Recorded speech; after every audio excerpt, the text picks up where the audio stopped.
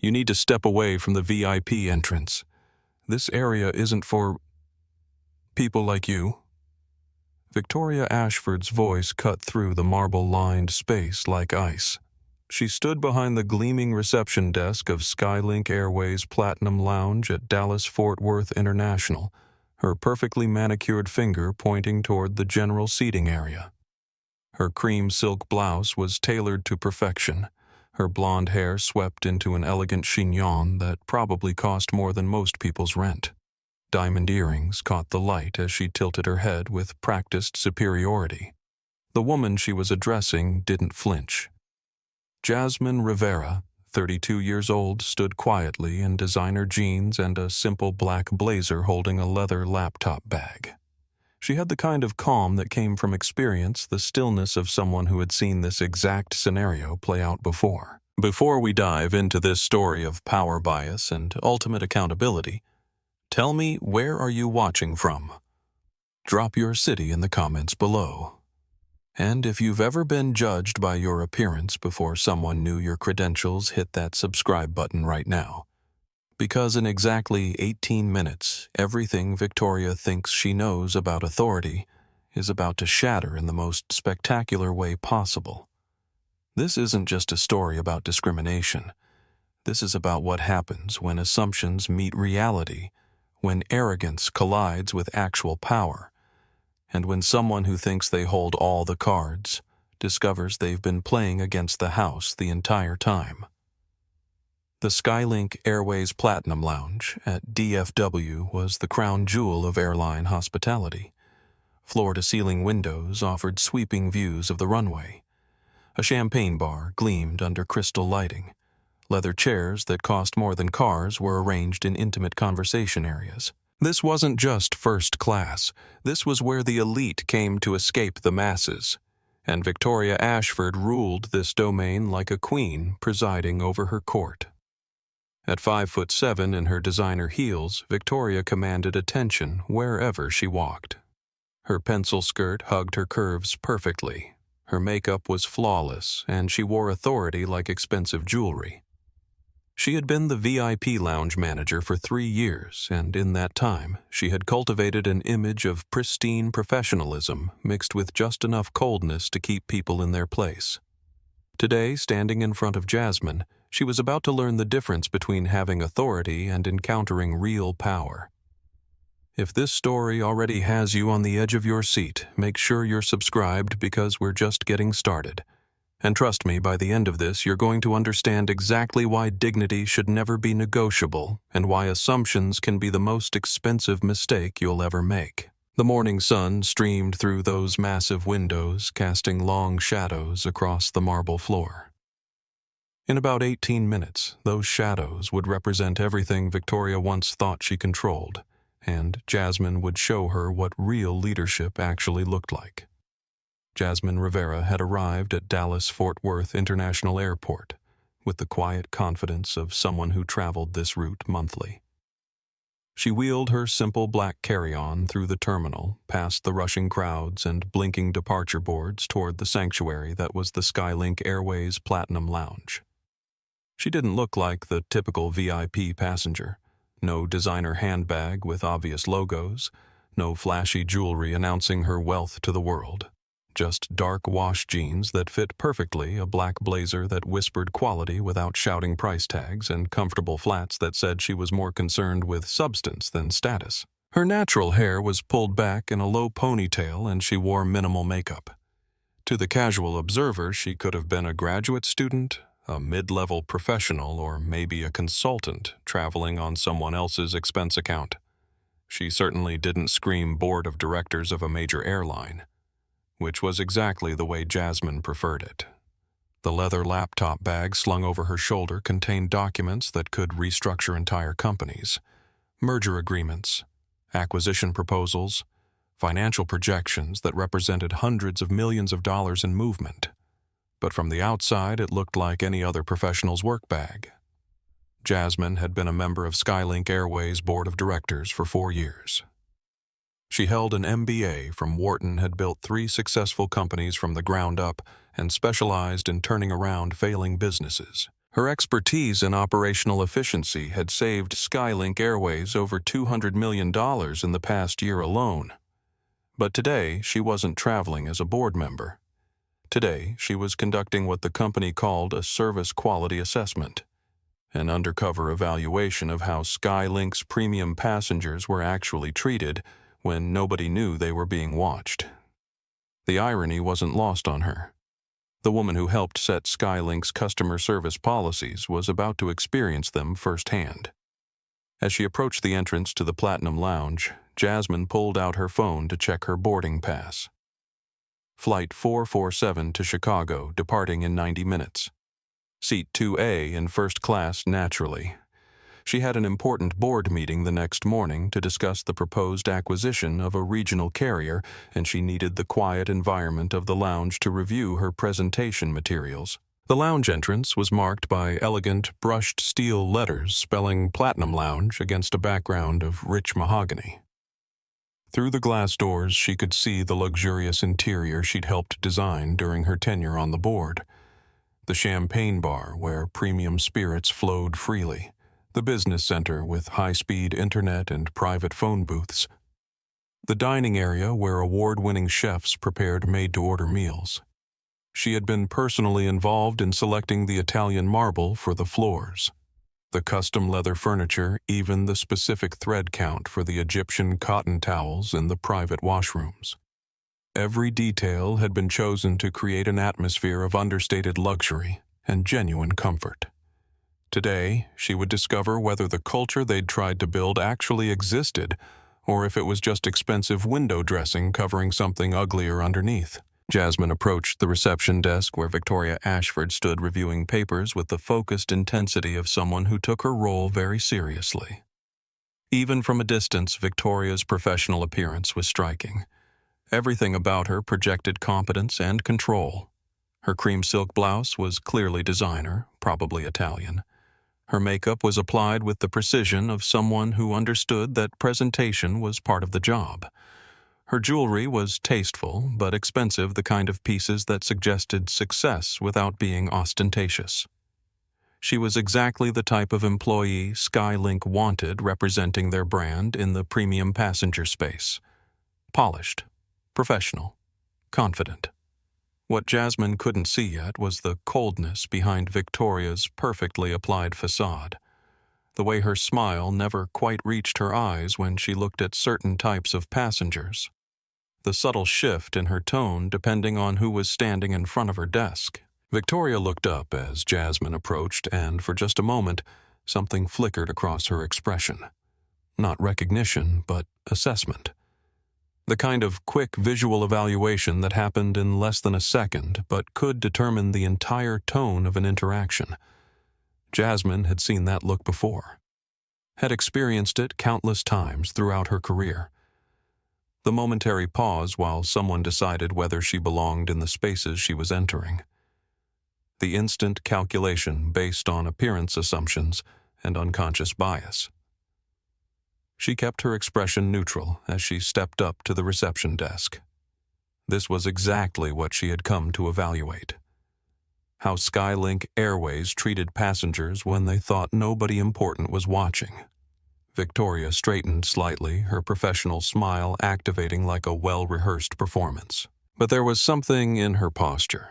Something in the way she held herself that suggested this interaction was already being filed under a different category than the warm welcome she'd probably given to the white businessman who'd checked in just before Jasmine arrived. The stage was set. The players were in position. And neither woman fully understood yet that they were about to participate in a conversation that would change both of their lives forever. Victoria had no idea she was looking at someone who could end her career with a single phone call. And Jasmine had no idea just how far Victoria was willing to go to maintain what she saw as the natural order of her carefully controlled domain. The marble floors gleamed under the crystal lighting. The champagne bar sparkled in the background, and two women stood facing each other, separated by a reception desk and a gulf of understanding that was about to reveal itself in the most dramatic way possible. "Good morning, Jasmine," said her voice warm and professional as she approached Victoria's desk. "I'd like to access the lounge, please." Victoria's smile was picture-perfect and completely cold. "Of course. I'll need to see your platinum status confirmation. This lounge is strictly for our highest-tier members and business-class passengers." The request was reasonable, standard protocol. But something in Victoria's tone suggested this wasn't going to be as straightforward as it should have been. There was an edge to her politeness, a subtle emphasis on certain words that made it clear she had already decided this interaction would require extra scrutiny. Jasmine pulled out her phone and opened the SkyLink Airways app.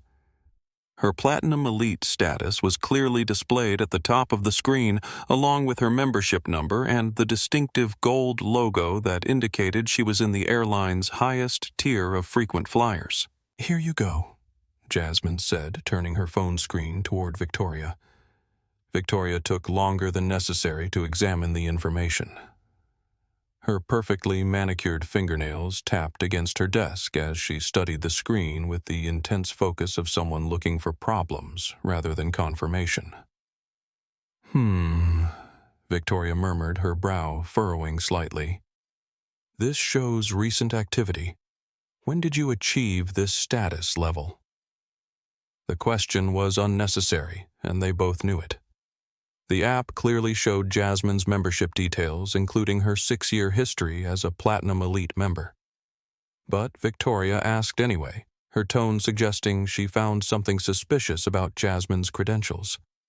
"I've been Platinum Elite for 6 years, Jasmine replied evenly. She kept her voice neutral professional. "Since 2018. Victoria's eyes narrowed almost imperceptibly. "Interesting. Our system has been showing some irregularities with recently activated accounts. Let me call verification to make sure everything is current." She reached for the phone on her desk, making a show of dialing an extension. But Jasmine noticed that Victoria didn't actually look up any information in her computer system first. She was just making the call based on whatever internal alarm bells were ringing in her head. From across the lounge reception area, other passengers were beginning to notice the extended interaction at the front desk.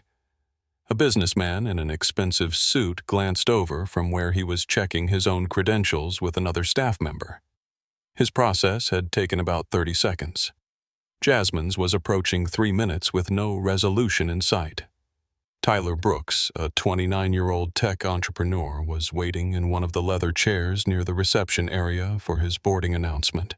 He had noticed the interaction from the beginning and was starting to feel uncomfortable about what he was witnessing. Tyler had built his company around the principle of equal access to opportunity, and something about this situation was triggering every bias alarm in his head.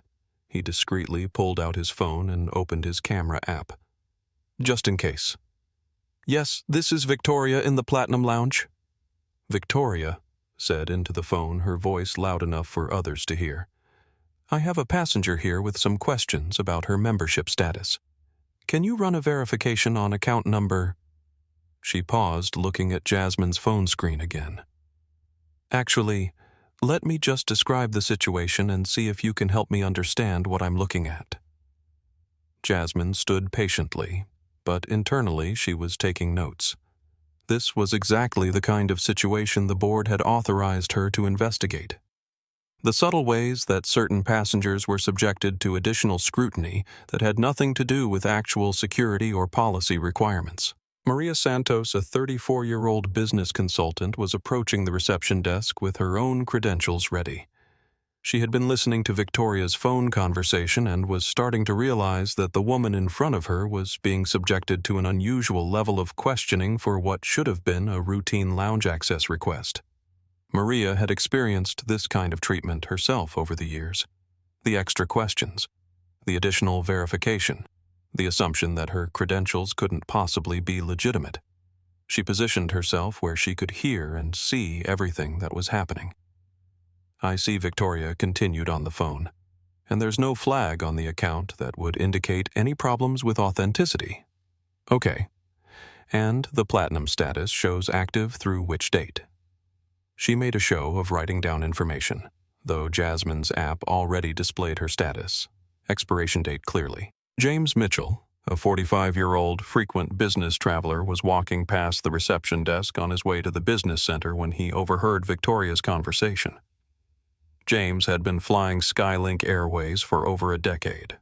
He had seen countless passengers check into this exact lounge.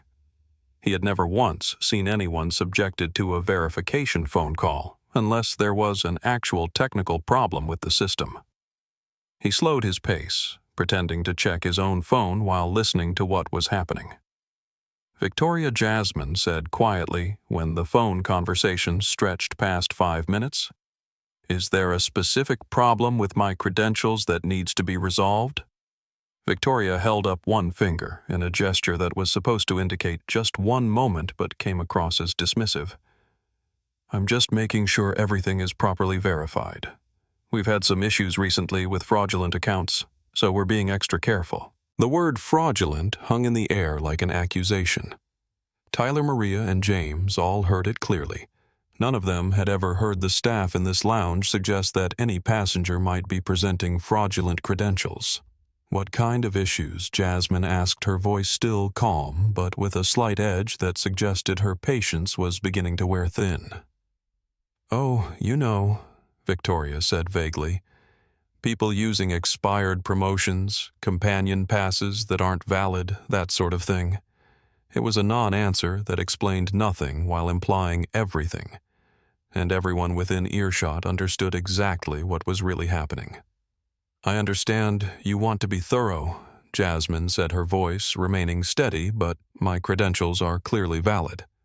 Is there a manager I can speak with to resolve this quickly?" Victoria's perfectly applied lipstick curved into what might have been a smile on someone else's face. On her, it looked more like a challenge being accepted. "I am the manager," Victoria replied, her tone sharpening slightly. "I'm the VIP lounge manager, and I'm responsible for ensuring that only authorized passengers access this premium space. Now, I'm seeing some technical difficulties with your account verification, so I'm going to need you to wait while I sort this out properly." She gestured toward a set of chairs in the main terminal area outside the lounge entirely. "Wait outside?" Jasmine asked, raising an eyebrow. "Just until we get the technical issues resolved," Victoria said, her voice now carrying the authority of someone who was used to being obeyed. "It shouldn't take long." Tyler Brooks was no longer pretending to be distracted by his phone. He was openly watching the interaction now, and he could feel his internal alarm system going off. He had pitched to dozens of major companies, had sat through countless meetings where he was the youngest person in the room, and he had developed a keen sense for when someone was being deliberately excluded. He opened his phone's video app and hit record. Maria Santos stepped closer to the reception desk, positioning herself within earshot. She had been in business long enough to recognize a pattern when she saw one, and this pattern was sickeningly familiar. "Excuse me," Maria said, addressing Victoria directly. "I'm next in line, but I couldn't help noticing that this seems to be taking an unusually long time. Is there actually a system problem?" Victoria turned to face Maria with the kind of smile that customer service representatives used when they were annoyed but trying to hide it. "Thank you for your patience. We're just conducting a routine verification. It won't affect your check-in process." Routine verification. James Mitchell had stopped pretending to be walking past and was now standing openly at the side of the reception area. "I've been using this lounge for 10 years. I've never seen a routine verification that required someone to wait in the general terminal." Victoria's composure flickered for just a moment. She wasn't used to having multiple passengers question her authority simultaneously. The Platinum Lounge was supposed to be her domain, where her word was law, and passengers generally complied with whatever she required. "Sir," she said to James, "I appreciate your concern, but this is a matter between myself and this passenger. I'll be happy to assist you once I've resolved the current situation." "What exactly needs to be resolved?" Jasmine asked. "You've verified my platinum status. You've confirmed my membership is active. My boarding pass shows first-class seating on a SkyLink Airways flight departing in an hour." "What additional verification do you need?" Victoria's jaw tightened almost imperceptibly. This was not going according to script. In her experience, when she applied enough pressure and created enough inconvenience, most passengers would eventually back down or find somewhere else to wait. She was not accustomed to being questioned by multiple people at the same time. Ma'am Victoria said, her voice dropping into what she probably thought was a more authoritative register. Our computer system is showing irregularities with your account. Until those irregularities are resolved, I cannot authorize access to our premium facilities. What kind of irregularities? Jasmine pressed. System irregularities, Victoria repeated, as if saying it louder would make it more believable. Tyler was filming openly now, making no effort to hide his phone. His video had been recording for 3 minutes, and he could see the viewer count on his live stream starting to climb. Comments were beginning to flow in from people who were watching in real time. "This is harassment," one comment read. "She's being discriminated against," said another. "Where is this happening?" asked a third. Tyler looked directly into his phone camera. "We're at the SkyLink Airways Platinum Lounge at Dallas-Fort Worth International Airport, and we're watching what appears to be discriminatory treatment of a passenger who clearly has valid credentials." Victoria noticed Tyler's live stream, and her professional facade cracked slightly. "Sir, you need to stop recording immediately. This is a private area." "Actually," James Mitchell interjected, "this is a public area within a federal airport. Recording is completely legal." Carmen Rodriguez, a 26-year-old junior staff member, had been watching the situation unfold from behind the scenes. She had worked under Victoria for 18 months and had seen interactions like this before, always with passengers who didn't fit Victoria's mental image of what a Platinum Elite member should look like. Carmen approached the reception desk hesitantly. "Victoria," she said quietly, "I checked the system and her account shows completely normal. No flags, no irregularities. Everything looks standard." Victoria turned to face Carmen with a look that could have frozen water. "Carmen, I specifically asked you to handle the beverage station. Please return to your assigned duties." "But the system shows." "Return to your duties," Victoria repeated, her voice sharp enough to cut glass. Carmen retreated, but not before making eye contact with Jasmine. The look she gave was apologetic, frustrated, and slightly afraid. Maria Santos had been conducting her own verification experiment. She approached the second reception terminal and showed her credentials to another staff member. The entire process took 45 seconds. No phone calls, no system irregularities, no requests to wait in the general terminal. "Interesting," she said loudly enough for others to hear. "No system problems on this terminal?" Victoria's face was starting to show the strain of maintaining her professional demeanor under increasing scrutiny. She wasn't used to having her authority questioned by multiple people simultaneously, and she certainly wasn't prepared for the possibility that her actions were being broadcast to potentially thousands of viewers in real time. "Ma'am," she said to Jasmine, her voice now openly hostile, "I'm going to need you to step away from the reception desk so I can assist other passengers. You can wait in the general terminal until your verification is complete." Jasmine didn't move. "I'd like to speak with your supervisor." "I don't have a supervisor on site today," Victoria lied smoothly. "I am the highest-ranking SkyLink Airways employee in this lounge." The lie was so transparent that even passengers who hadn't been paying attention were starting to notice. James Mitchell pulled out his own phone and began searching for SkyLink Airways customer service numbers. Tyler's live stream had reached over 1,500 viewers, and the comments were getting more heated by the minute. People were starting to share the stream, tag news outlets, and demand answers. Victoria realized she was losing control of the situation, but instead of backing down, she decided to escalate. "I need to make a phone call," Jasmine said, reaching into her bag for her phone. "This situation is taking far longer than it should." Victoria's eyes sharpened as she watched Jasmine dial. "You're welcome to call customer service from the general terminal area," she said. "This reception desk is needed for other passengers." But Jasmine didn't move. She held the phone to her ear and spoke quietly when someone answered. "This is Jasmine. Cancel my 3 o'clock meeting with the acquisition team. I may be delayed at the airport." Victoria caught enough of the conversation to become immediately suspicious.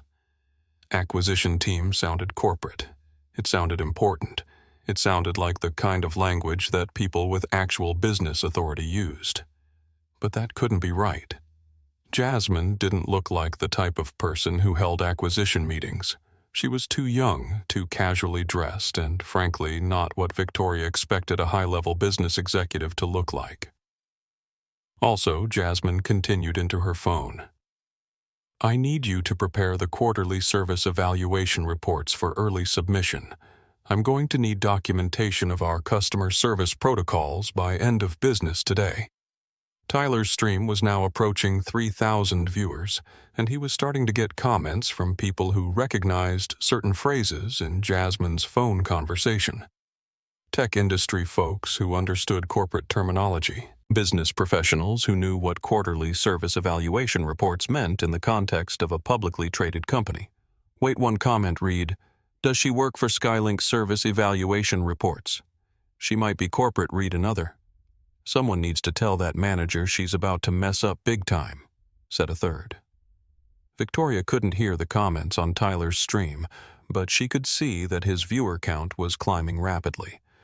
She was also hearing enough of Jasmine's phone conversation to realize that this passenger might be more than she appeared. But instead of reconsidering her approach, Victoria felt her defensiveness spike. If Jasmine was trying to intimidate her with business-sounding phone calls, she wasn't going to back down. Victoria had built her authority in this lounge through consistent enforcement of what she saw as standards. She wasn't about to let one passenger undermine that authority regardless of how official their phone conversation sounded. "Ma'am," Victoria interrupted, raising her voice to speak over Jasmine's phone call. "I'm going to need you to complete your personal business outside of the reception area." Jasmine held up one finger in a just-a-moment gesture and continued her conversation. "Yes, make sure the board packet includes the section on frontline customer service protocols. I want specific examples of how our service standards are being implemented at the airport level." The word board hung in the air like a warning bell that Victoria chose not to hear. Carmen Rodriguez was restocking the beverage station, but she kept glancing back toward the reception desk. She had worked at SkyLink long enough to know that phone conversations about board packets and acquisition teams weren't the kind of calls that typical passengers made. They were the kind of calls made by people who worked in corporate headquarters, people who might have the authority to review employee performance, people who might have input on staffing decisions. Carmen tried to catch Victoria's eye to signal that maybe possibly this situation was spinning out of control in a way that could have serious consequences. But Victoria was locked in what she clearly saw as a battle of wills with Jasmine, and she wasn't backing down.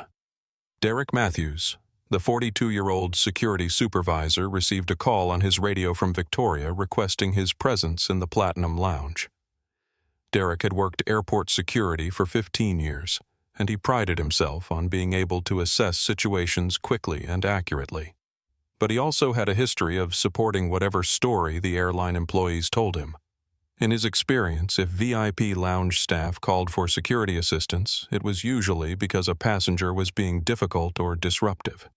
He had never been called to deal with a situation where the airline employee might be the actual problem. Derek began making his way toward the Platinum Lounge, already mentally preparing to deal with what he assumed would be an unruly passenger who needed to be removed or relocated. Maria Santos and James Mitchell had moved closer together, both of them feeling increasingly uncomfortable with what they were witnessing.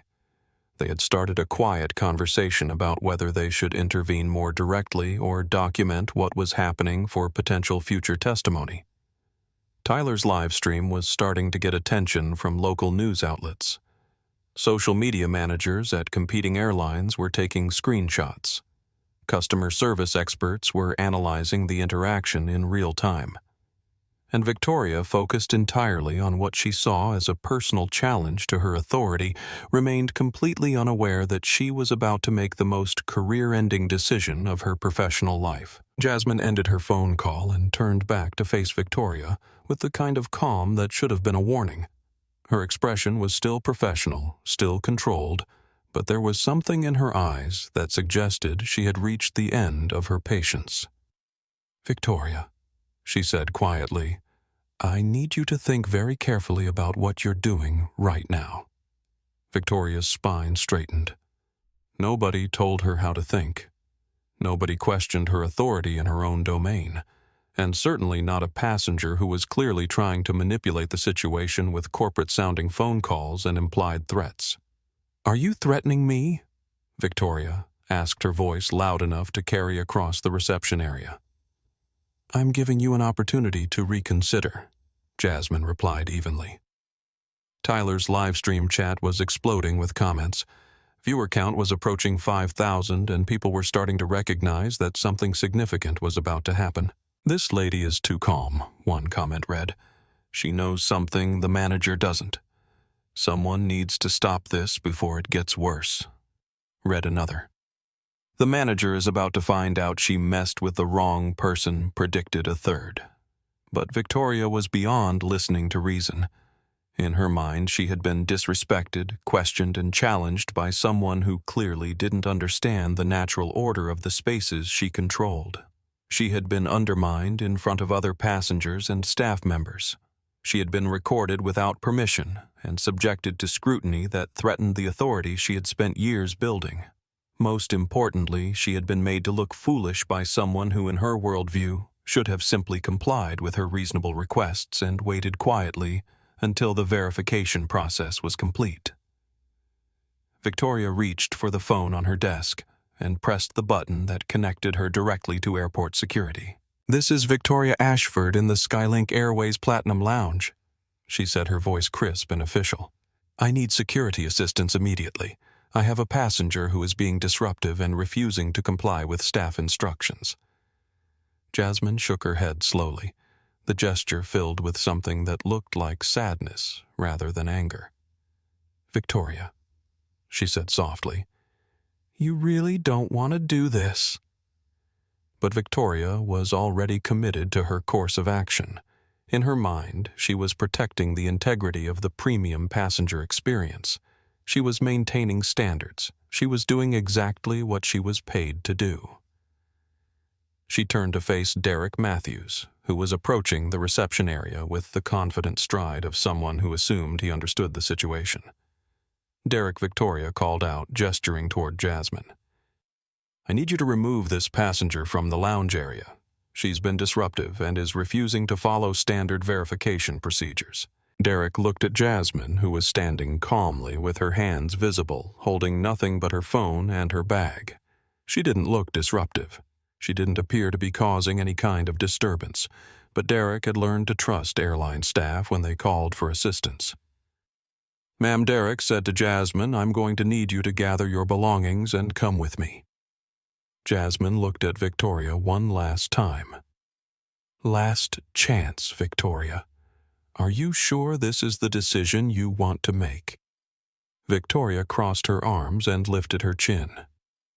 "Remove her," she said to Derek. "Now." And with those two words, Victoria Ashford destroyed her career forever. Derek Matthews approached Jasmine with the measured confidence of someone who had handled hundreds of similar situations. At 42, he had been working airport security long enough to develop a standard approach to passenger conflicts. Listen to the airline staff, assess the threat level, de-escalate when possible, remove when necessary. But as he got closer to Jasmine, nothing about this situation fit his usual pattern. Jasmine stood completely still, her hands visible, her posture non-threatening.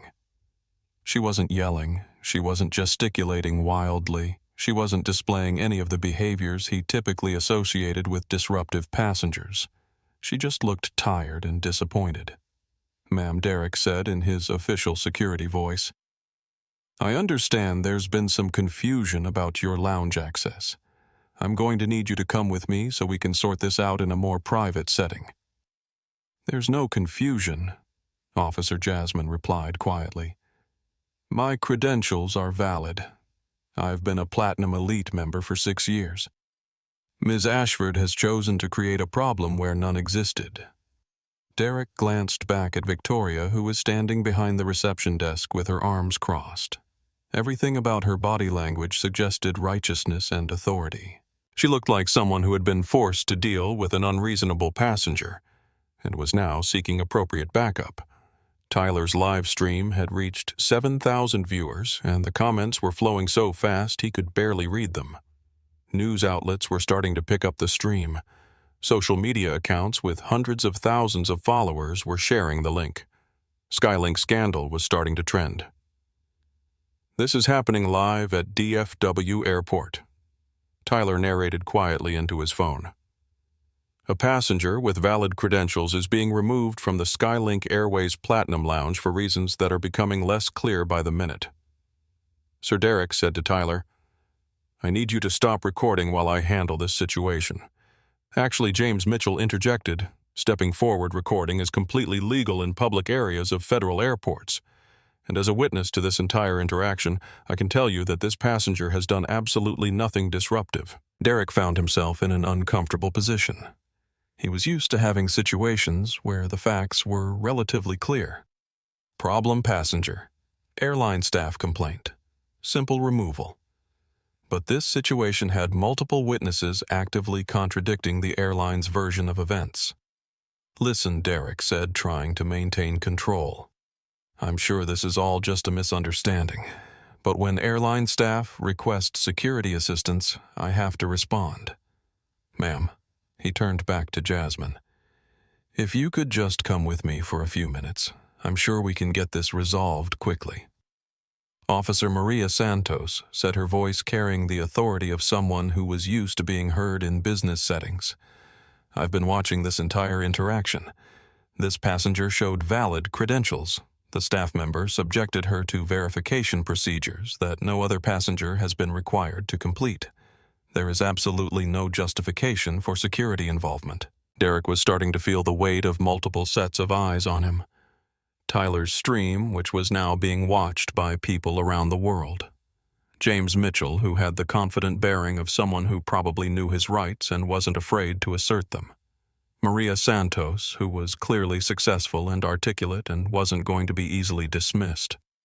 And Carmen Rodriguez, who was standing behind the beverage station, looking like she wanted to say something, but was afraid to speak up. "Ma'am," Derek said to Jasmine, his voice less certain than it had been a few minutes earlier. "I still need you to come with me. We can discuss this in the security office." Jasmine shook her head slowly. "Officer, I'm not going to resist, but I want everyone here to understand what's happening. I am being removed from a lounge I have legal right to access based on valid membership credentials because Ms. Ashford decided I didn't look like I belonged here." Her voice carried clearly across the reception area. Other passengers who hadn't been paying attention before were now looking over to see what was happening. Victoria felt a surge of panic as she realized how many people were watching.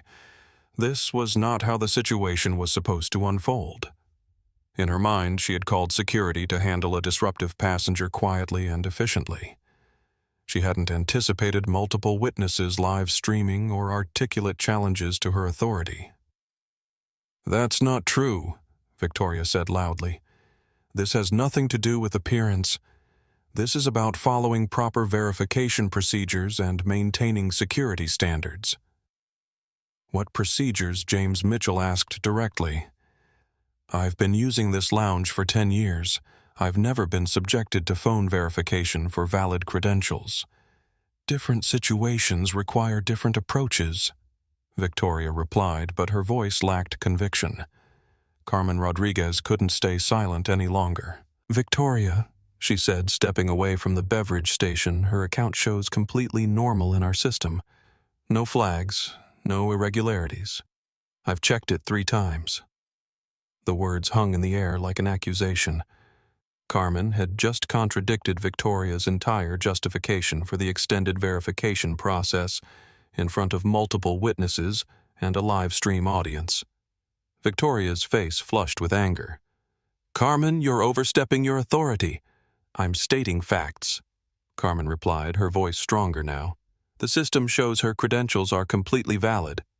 Derek found himself caught between conflicting information from airline staff, multiple passenger witnesses, and a situation that was being broadcast live to thousands of viewers. Every instinct he had developed over 15 years of security work was telling him that something was wrong with this picture.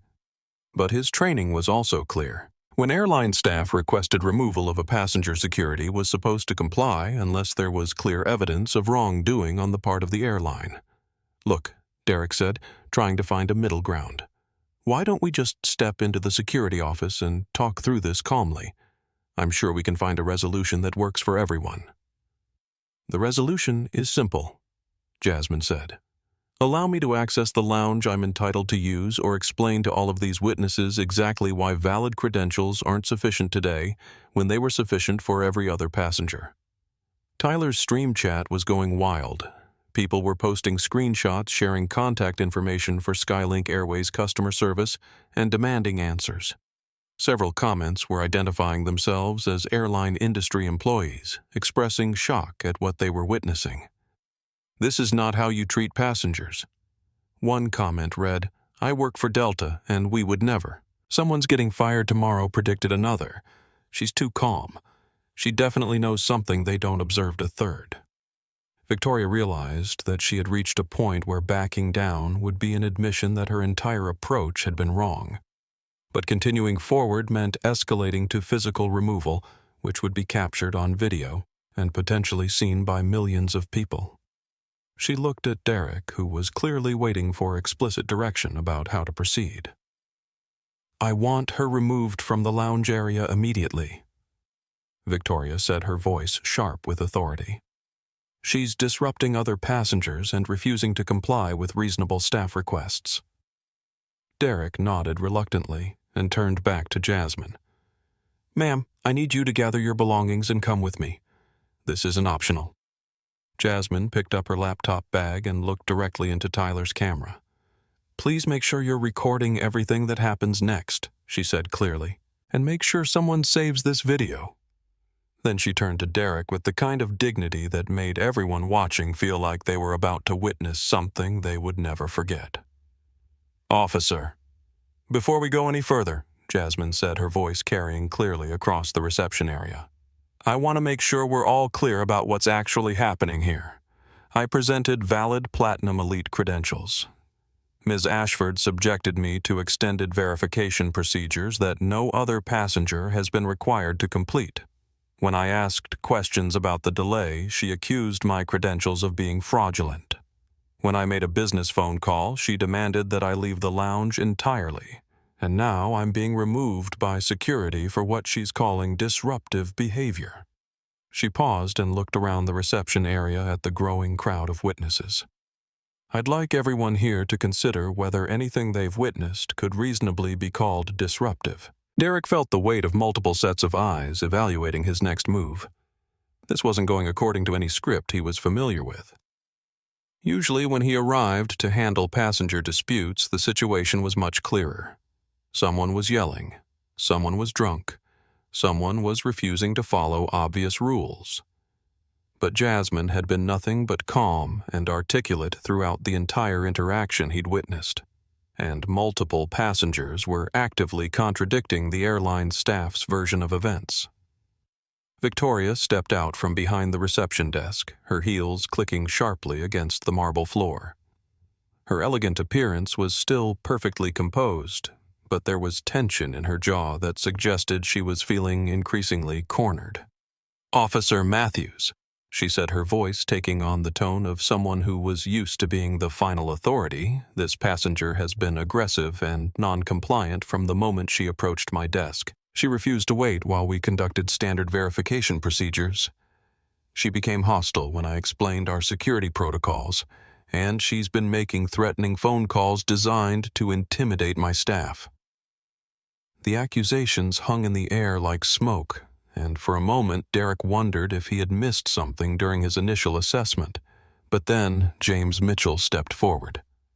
"I'm sorry," James said, his voice cutting through the tension, "but that's absolutely not what happened. I've been watching this entire interaction from the beginning. This passenger was nothing but polite and professional while your staff member subjected her to verification procedures that I've never seen applied to any other passenger in this lounge." Maria Santos moved to stand next to James, creating a united front of passenger witnesses. "I agree completely. I watched the entire interaction. There was no aggressive behavior, no hostility, no non-compliance. Just a passenger asking reasonable questions about unreasonable treatment." Tyler continued live streaming now with over 10,000 viewers. "For everyone just joining," he said quietly into his phone, "we're watching a passenger with valid credentials being accused of aggressive behavior by airline staff, despite multiple witnesses who can testify that she's been completely calm throughout this entire situation." The comments on his stream were coming so fast they were a blur of outrage, support, and demands for accountability. Carmen Rodriguez looked like she was wrestling with a decision. She kept glancing between Victoria and the growing crowd of witnesses, clearly wanting to say something but afraid of the consequences. Victoria noticed Carmen's hesitation and decided to eliminate any potential contradiction from her staff. Victoria said sharply, "I need you to prepare the incident report documenting this passenger's disruptive behavior. Include her refusal to comply with verification procedures and her aggressive response to standard security protocols." Carmen's face went pale. Victoria was asking her to create an official document that would back up accusations she knew were false. She had witnessed the entire interaction. She had seen Jasmine remain calm and professional throughout. She had confirmed that Jasmine's credentials were completely valid. Victoria Carmen said quietly, "I can't write a report that says she was aggressive." She wasn't. The words carried clearly across the reception area. Carmen had just refused a direct order from her supervisor and contradicted Victoria's accusations in front of multiple witnesses and a live stream audience. Victoria's professional composure finally cracked. "Carmen, you're out of line. I'm telling the truth," Carmen replied, her voice getting stronger. "This passenger hasn't been disruptive. Her credentials are valid, and accusing her of aggressive behavior is false." Derek found himself in the middle of contradictory accounts from airline staff members. Victoria, the person who had called for his assistance, was claiming one version of events. But Carmen, another SkyLink Airways employee, was contradicting those claims. Tyler's live stream chat was exploding with comments from people in the airline industry. Junior staff doesn't contradict managers unless something serious is happening. One comment read, "The employee is risking her job to tell the truth," observed another. "This is about to blow up big time," predicted a third. An older passenger, Dr. Patricia Williams, who had been waiting for her own boarding announcement, approached the group.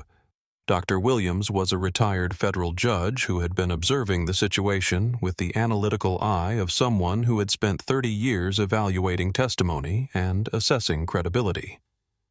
"Excuse me, doctor," Williams said, her voice carrying the authority of someone who was used to commanding courtrooms. "I've been watching this situation unfold, and I feel compelled to speak up as a witness." She turned to address Derek directly. "Officer, I've observed this entire interaction from the beginning. The passenger in question has displayed no aggressive behavior, no non-compliance, and no disruption of lounge operations. She has asked reasonable questions about extended verification procedures and has remained calm and professional throughout." Dr. Williams then turned to face Victoria. "The allegations you've made against this passenger are not supported by what I've witnessed, and they are contradicted by your own staff member. As someone with experience in evaluating testimony, I would strongly advise you to reconsider your approach before this situation escalates further." Victoria felt the walls closing in around her. Multiple passengers were contradicting her account. Her own staff member was refusing to support her version of events. A live stream with thousands of viewers was documenting everything, and a retired federal judge was publicly challenging her credibility. But instead of backing down, Victoria's defensiveness spiked. She had built her authority in this lounge through consistent enforcement of standards. She had never been challenged so directly, so publicly, or by so many people simultaneously. Officer Matthews Victoria said, her voice taking on a desperate edge. "I need you to understand that passengers cannot be allowed to threaten and intimidate airline staff. This passenger has been making threatening phone calls and trying to use claimed corporate connections to avoid following standard procedures." Derek looked around the group of witnesses. James Mitchell, a clearly successful business traveler who had no reason to lie. Maria Santos, a professional who was articulate and credible. Carmen Rodriguez, a SkyLink Airways employee who was risking her job to contradict her supervisor. Dr. Patricia Williams, a retired federal judge. And then he looked at Jasmine, who was standing quietly in the center of the storm she hadn't created, waiting to see whether truth or authority would win. Tyler's stream had reached 15,000 viewers. Major news outlets were starting to take notice. Social media accounts were sharing screenshots and demanding answers from SkyLink Airways. Victoria realized that she had reached a point where admitting error would be professional suicide, but continuing to escalate might be even worse. She looked at Derek, who was clearly waiting for her to make a decision about how far she wanted to take this. "I want her removed," Victoria said finally. "This passenger is disrupting lounge operations and intimidating staff. I want her escorted out immediately." Derek nodded reluctantly. He didn't believe Victoria's version of events, but airline staff had the authority to remove passengers from premium areas, and he was required to enforce their decisions. "Ma'am," he said to Jasmine, "I need you to gather your belongings. You're going to have to leave the lounge." Jasmine nodded slowly, but before she moved, she looked directly at Victoria. "I gave you multiple opportunities to reconsider," she said quietly. "I want you to remember that." Then she turned to face Tyler's camera. "Please make sure everyone understands what just happened here," she said clearly. "I was removed from a lounge I had legal right to access based on valid credentials because someone decided I didn't look like I belonged." The implications of her words settled over the crowd like a heavy blanket. Derek positioned himself beside Jasmine, trying to maintain the professional demeanor he'd developed over 15 years of airport security work. But everything about this situation felt wrong. He was removing a calm, well-spoken passenger based on accusations that multiple credible witnesses were contradicting. "Ma'am, if you'll please walk with me toward the exit," Derek said, his voice lacking its usual conviction. Jasmine looked around the reception area one more time, making eye contact with each of the witnesses who had spoken up on her behalf. James Mitchell nodded at her with what looked like respect. Maria Santos gave her an encouraging smile. Dr. Patricia Williams watched with the intense focus of someone who understood the significance of what was happening. Carmen Rodriguez looked like she was about to cry. "I'll walk with you," Jasmine said to Derek. "But I want everyone here to understand that this is happening because I was judged by my appearance, not my credentials." She picked up her leather laptop bag and took a step toward the lounge exit, but then she stopped. "Actually," Jasmine said, turning back to face Victoria, "before I leave, I have one question. In your professional opinion, what should a legitimate Platinum Elite member look like?" The question hung in the air like a challenge. Tyler's live stream chat was going wild with people demanding that Victoria answer. Dr. Williams was watching with the sharp attention of someone who recognized a pivotal moment. Victoria's face flushed. "That's not... Appearance has nothing to do with..." Then why Jasmine interrupted gently, "Was I subjected to verification procedures that no other passenger received today?" Victoria opened her mouth to respond, but no words came out. because there was no answer that didn't reveal exactly what everyone already knew. Derek touched Jasmine's arm lightly. "Ma'am, we need to keep moving." But as they took another step toward the exit, Carmen Rodriguez suddenly spoke up from behind the reception desk. "Victoria, I can't be part of this anymore." Her voice carried clearly across the marble floor, cutting through the tension like a knife. Carmen Victoria snapped, "Return to your station immediately." "No," Carmen said, her voice getting stronger. "I've seen you do this before. Last month with the gentleman from Nigeria. 3 weeks ago with the woman wearing the hijab. You create problems that don't exist, apply standards that don't apply to everyone, and then you call security when people ask questions." The accusation hit the reception area like a bomb. Carmen wasn't just contradicting Victoria about this incident. She was describing a pattern of behavior. Tyler's live stream exploded with comments. People were screenshotting Carmen's words. Journalists were taking notes. Industry professionals were expressing shock and outrage. Victoria's carefully constructed professional facade finally shattered completely. "Carmen, you're fired," she said, her voice shaking with rage. "Clean out your desk and leave immediately." "You can't fire me for telling the truth," Carmen replied, but her voice wavered slightly as the reality of her job loss hit her. Dr. Williams stepped forward again. "Young woman," she said to Carmen, "I want you to know that multiple witnesses heard your testimony about patterns of discriminatory behavior. That's extremely important information." Derek found himself caught in a situation that had escalated far beyond a simple passenger removal. He was now dealing with allegations of discriminatory patterns, employee retaliation for whistleblowing, and a live audience of thousands of people watching everything unfold in real time. "Ma'am," he said to Jasmine, "I still need you to exit the lounge, but I want you to know that I'm going to be filing a report about everything I've witnessed here today." Jasmine nodded. "I appreciate that, officer. But before I go, I want to make something clear to everyone watching." She looked directly into Tyler's camera. "This isn't about me," she said clearly.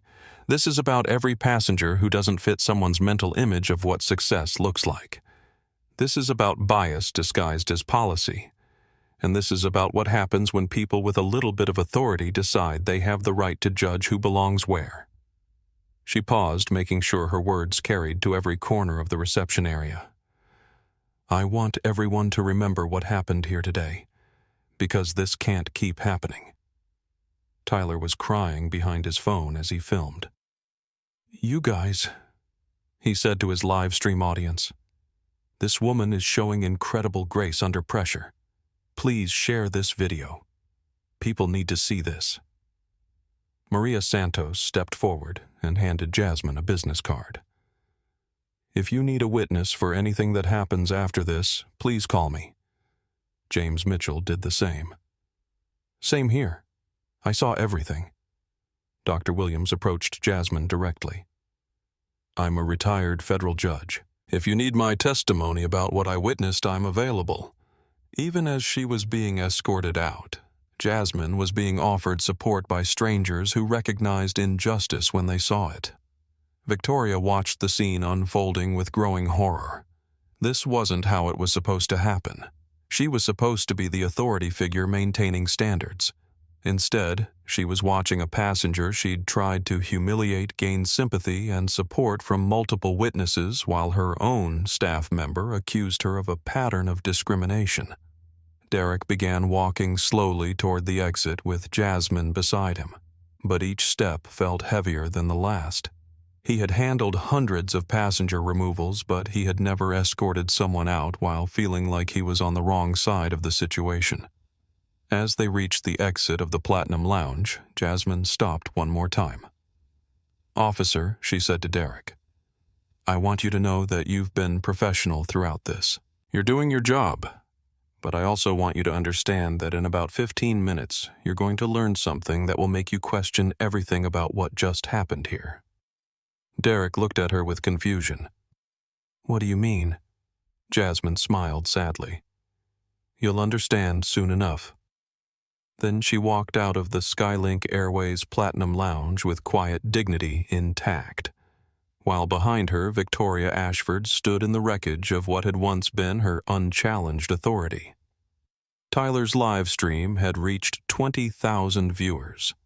Carmen Rodriguez was clearing out her desk with tears in her eyes, and Dr. Williams was taking detailed notes about everything she had witnessed. The storm was just beginning.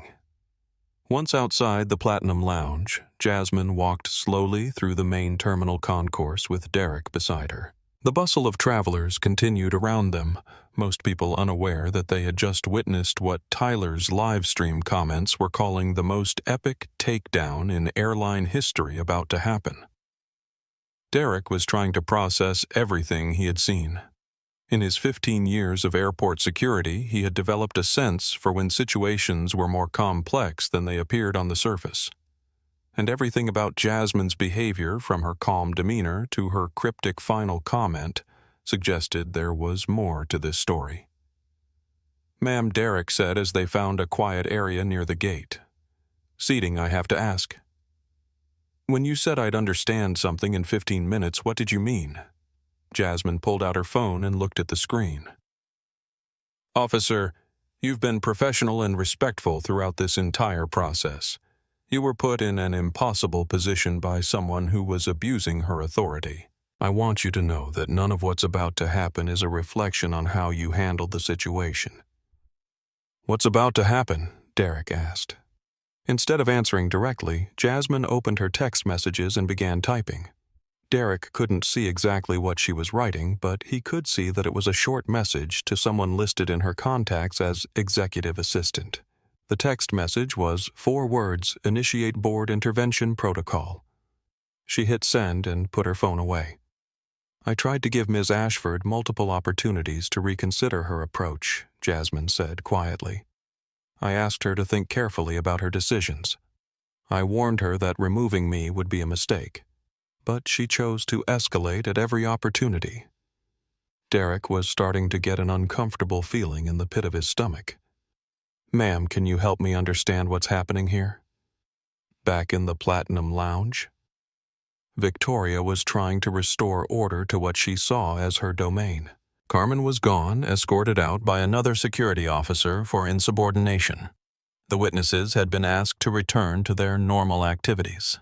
Tyler had been convinced to stop his live stream, though not before it had reached nearly 25,000 viewers. Victoria's phone rang. "Platinum Lounge. This is Victoria," she answered, trying to project the professional competence she was famous for. "Victoria, this is Patricia Rodriguez from Corporate Customer Service," the voice on the other end said. "We've received multiple calls about an incident in your lounge. Something about a passenger being inappropriately removed." Victoria's stomach dropped. Corporate customer service didn't usually call within minutes of incidents, unless those incidents were generating significant attention. "I handled a disruptive passenger situation according to standard protocols," Victoria replied carefully. "The passenger had valid credentials?" Patricia asked. "Well, yes, but there were irregularities that required, and multiple passengers called to complain about the treatment they witnessed." Victoria felt the walls closing in. "Some passengers may have misunderstood, Victoria. I need you to pull the security footage from your reception area for the past hour immediately. Legal is asking for it." Victoria's hands started to shake. "Legal.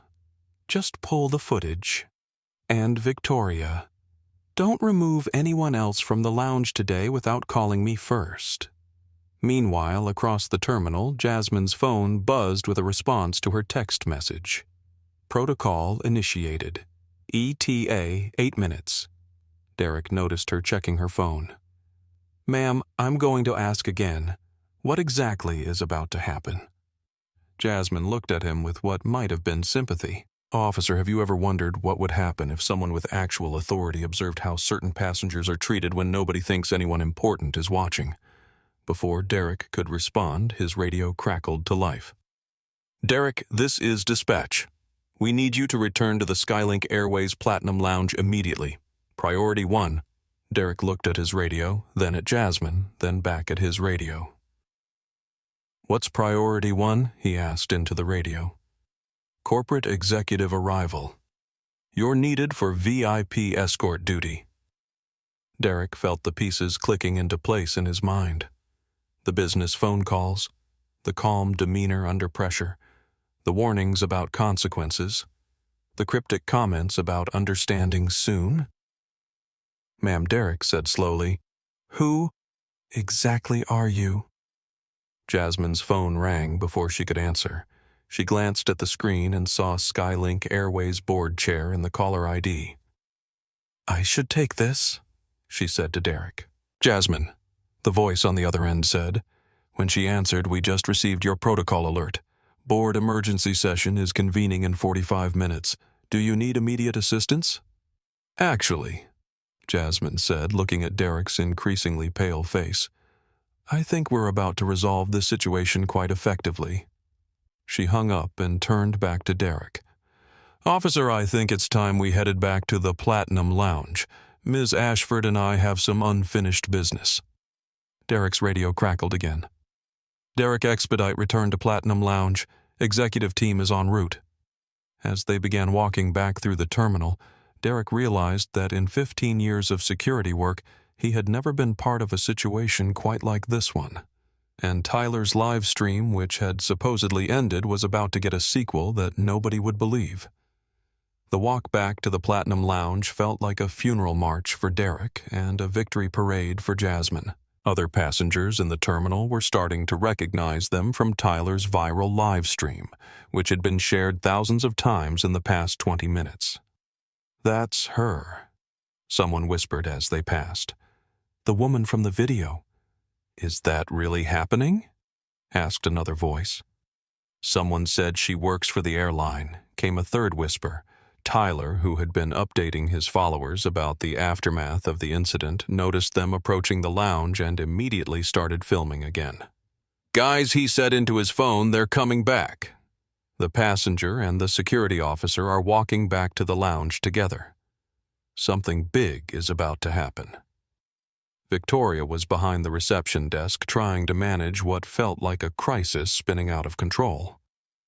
Her phone had rung 6 times in the past 10 minutes. Customer service, legal department, regional management.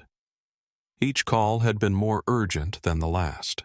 She looked up to see Derek and Jasmine approaching the lounge entrance together, and her blood ran cold. "Why is she back?" Victoria demanded as they entered. "Officer Matthews, I thought you removed her from the premises." Derek looked uncomfortable. "Ma'am, I've been instructed to escort her back. We're expecting some kind of corporate response to the situation."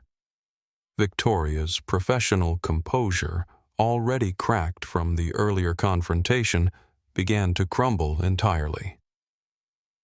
Corporate response. What corporate response?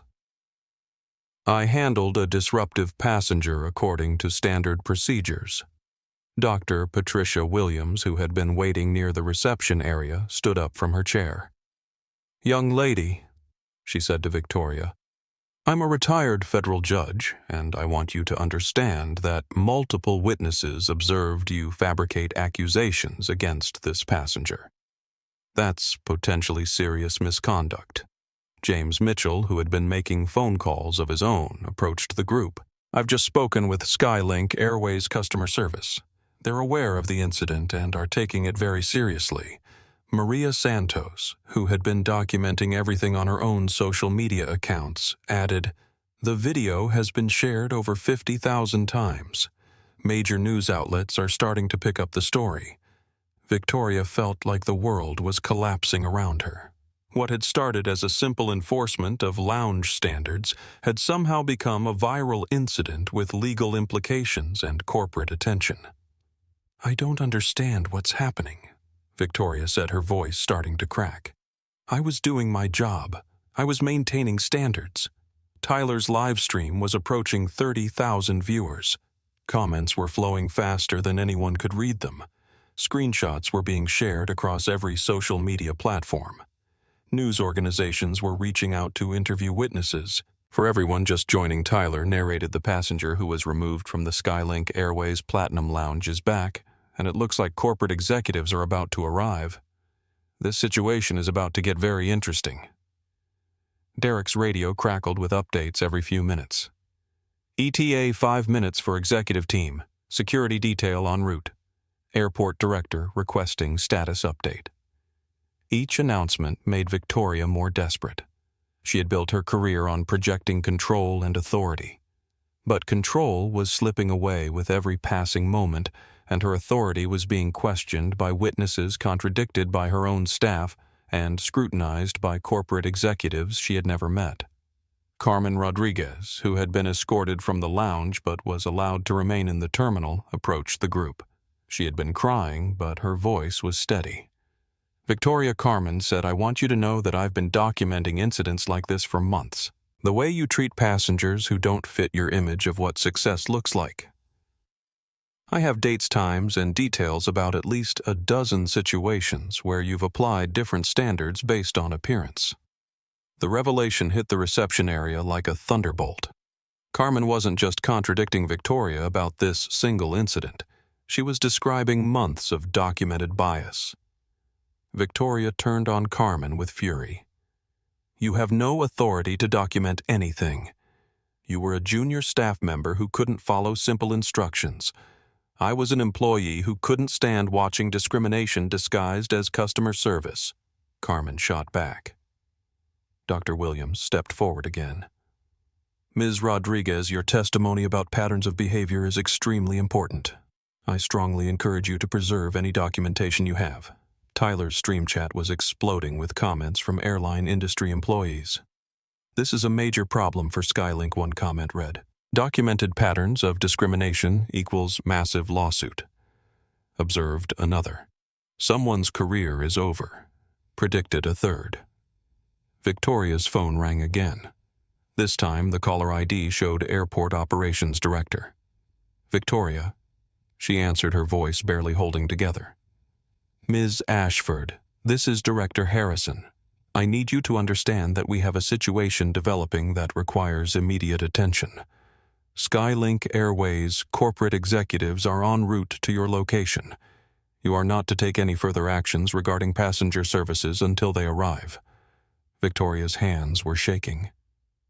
"Director Harrison, I don't understand why this is escalating. I handled a standard passenger issue." "Ms. Ashford, we have a live stream with 30,000 viewers, multiple witness statements contradicting your account allegations of discriminatory patterns and social media coverage that's reaching national news outlets. This is no longer a standard passenger issue." Through the floor-to-ceiling windows, Victoria could see official vehicles approaching the terminal, black SUVs with official airport markings. The kind of vehicles that transported VIPs and corporate executives. Derek's radio crackled one final time. "Executive team has arrived. Prepare for immediate VIP escort to Platinum Lounge." Jasmine checked her phone and smiled slightly. "They're here," she said quietly. Victoria looked around the reception area at the assembled crowd. Tyler filming everything, Dr. Williams taking notes, James and Maria prepared to give witness testimony, Carmen ready to provide documentation of discriminatory patterns, and Jasmine standing calmly in the center of it all, about to reveal exactly why she had been so composed throughout the entire ordeal. "Ms. Ashford," Derek said formally, "I've been instructed to inform you that SkyLink Airways corporate executives are here to address this situation directly." Victoria's voice was barely a whisper. "I don't understand?" Jasmine looked at her with what might have been pity. "Victoria, I tried to tell you. I gave you multiple opportunities to reconsider. I warned you about the consequences." Through the lounge entrance, a group of serious-looking people in business attire began walking toward the reception desk. Airport security flanked them. Official credentials hung from their necks. And leading the group was a woman in an expensive suit, carrying a briefcase that probably contained Victoria's future. Tyler's livestream had reached 35,000 viewers. The comments section was a blur of anticipation, outrage, and predictions about what was about to happen. Victoria stood behind her reception desk, her elegant appearance still perfect, but her world about to change forever. For exactly 3 minutes after Jasmine and Derek left the Platinum Lounge, Victoria felt a surge of vindication that she would later remember as the last moment her professional life made sense. She straightened her cream silk blouse, smoothed her already perfect hair, and turned to address the remaining passengers in the reception area with the confidence of someone who believed she had just successfully defended the standards that made the Platinum Lounge special. "I apologize for the disruption," Victoria announced to the lounge, her voice carrying the authority she had spent years cultivating. "Unfortunately, we occasionally encounter passengers who believe they can circumvent our security protocols through intimidation and false claims of corporate connections." Several passengers nodded politely, though James Mitchell and Dr. Patricia Williams exchanged glances that suggested they weren't buying Victoria's version of events.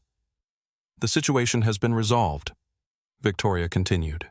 "Our lounge standards remain intact, and I want to assure all of our legitimate Platinum Elite members that we will always prioritize your comfort and security above all else." Tyler, who was still in the terminal outside the lounge, had switched his live stream to aftermath coverage.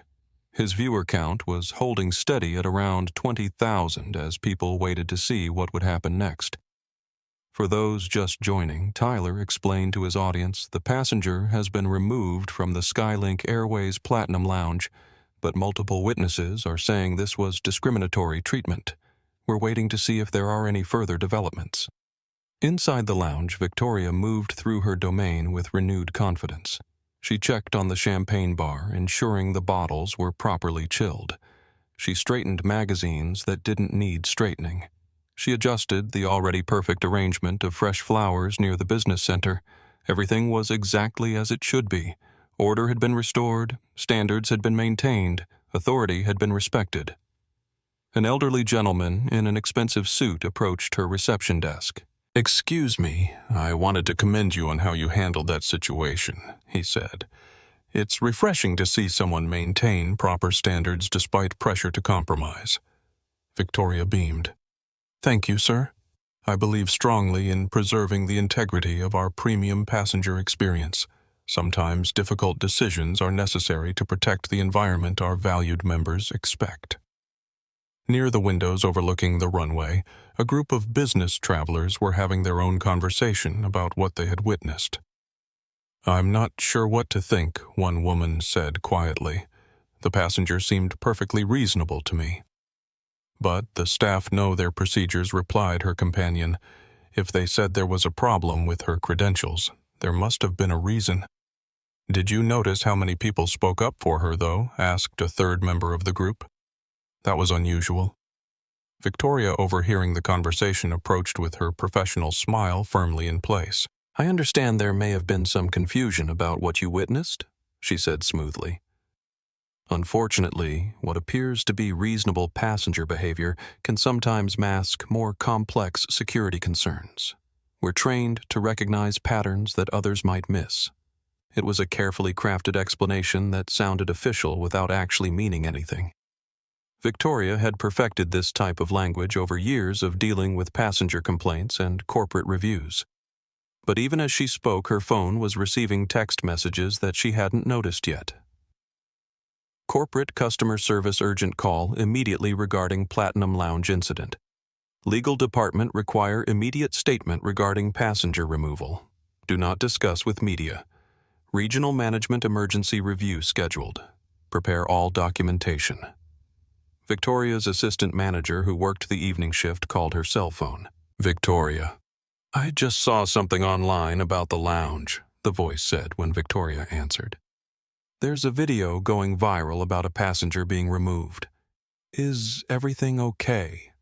Victoria felt her first flicker of concern. "What video?" "It's all over social media. Someone was live streaming from the lounge.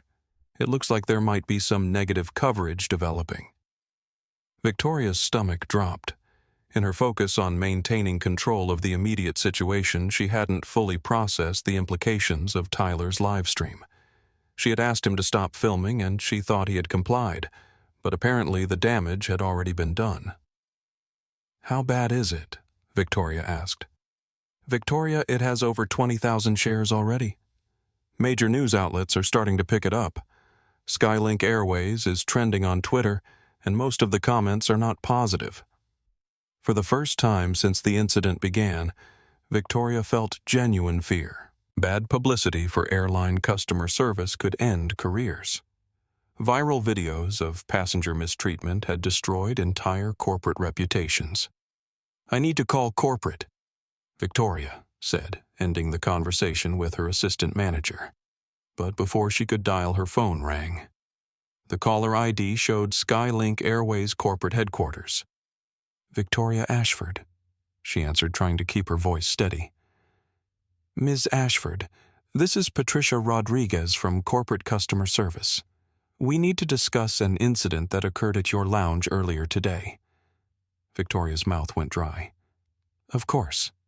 I can explain, Ms. Ashford. We have received over 300 phone calls about this incident in the past hour. We have a viral video with hundreds of thousands of views. We have witness statements contradicting your account, and we have media outlets calling for official statements."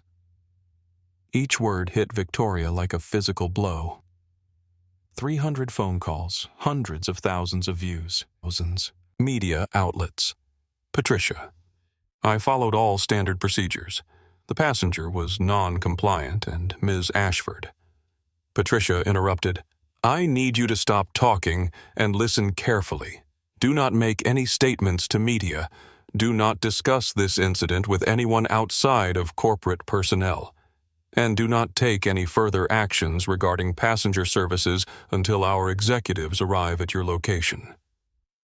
"Executives are coming here." Victoria's voice cracked slightly. "ETA 30 minutes. This situation requires immediate corporate intervention." The line went dead. Victoria stood behind her reception desk, surrounded by the luxury she had spent years protecting, and realized that everything she had built was about to be examined under a microscope by people who had the power to end her career with a single decision. James Mitchell approached her desk. "Ms. Ashford, I wanted you to know that I've provided a statement to SkyLink Airways customer service about what I witnessed today. I felt it was important to ensure they had accurate information." Dr. Patricia Williams joined him, as did I. As a retired federal judge, I have experience recognizing when testimony doesn't align with observed facts.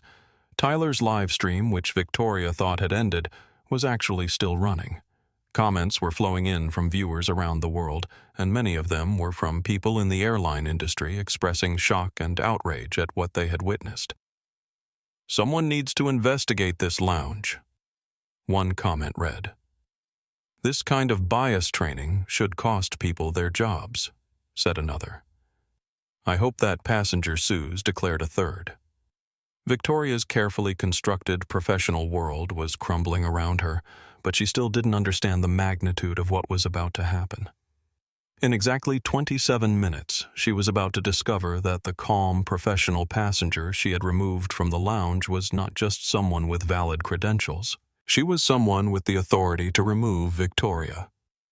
Exactly 18 minutes after Jasmine Rivera walked out of the SkyLink Airways Platinum Lounge, Victoria Ashford's carefully constructed professional world began to implode with the precision of a controlled demolition. The first sign came when her desk phone rang with the distinctive tone reserved for calls from SkyLink Airways corporate headquarters. Victoria answered with the confident professionalism that had defined her career for over a decade. "Platinum Lounge. Victoria Ashford speaking. Ms. Ashford. This is Director Amanda Wells from Executive Operations. I need you to clear your lounge of all passengers immediately and prepare for priority corporate inspection." Victoria's pen stopped moving across the guest registry she had been updating.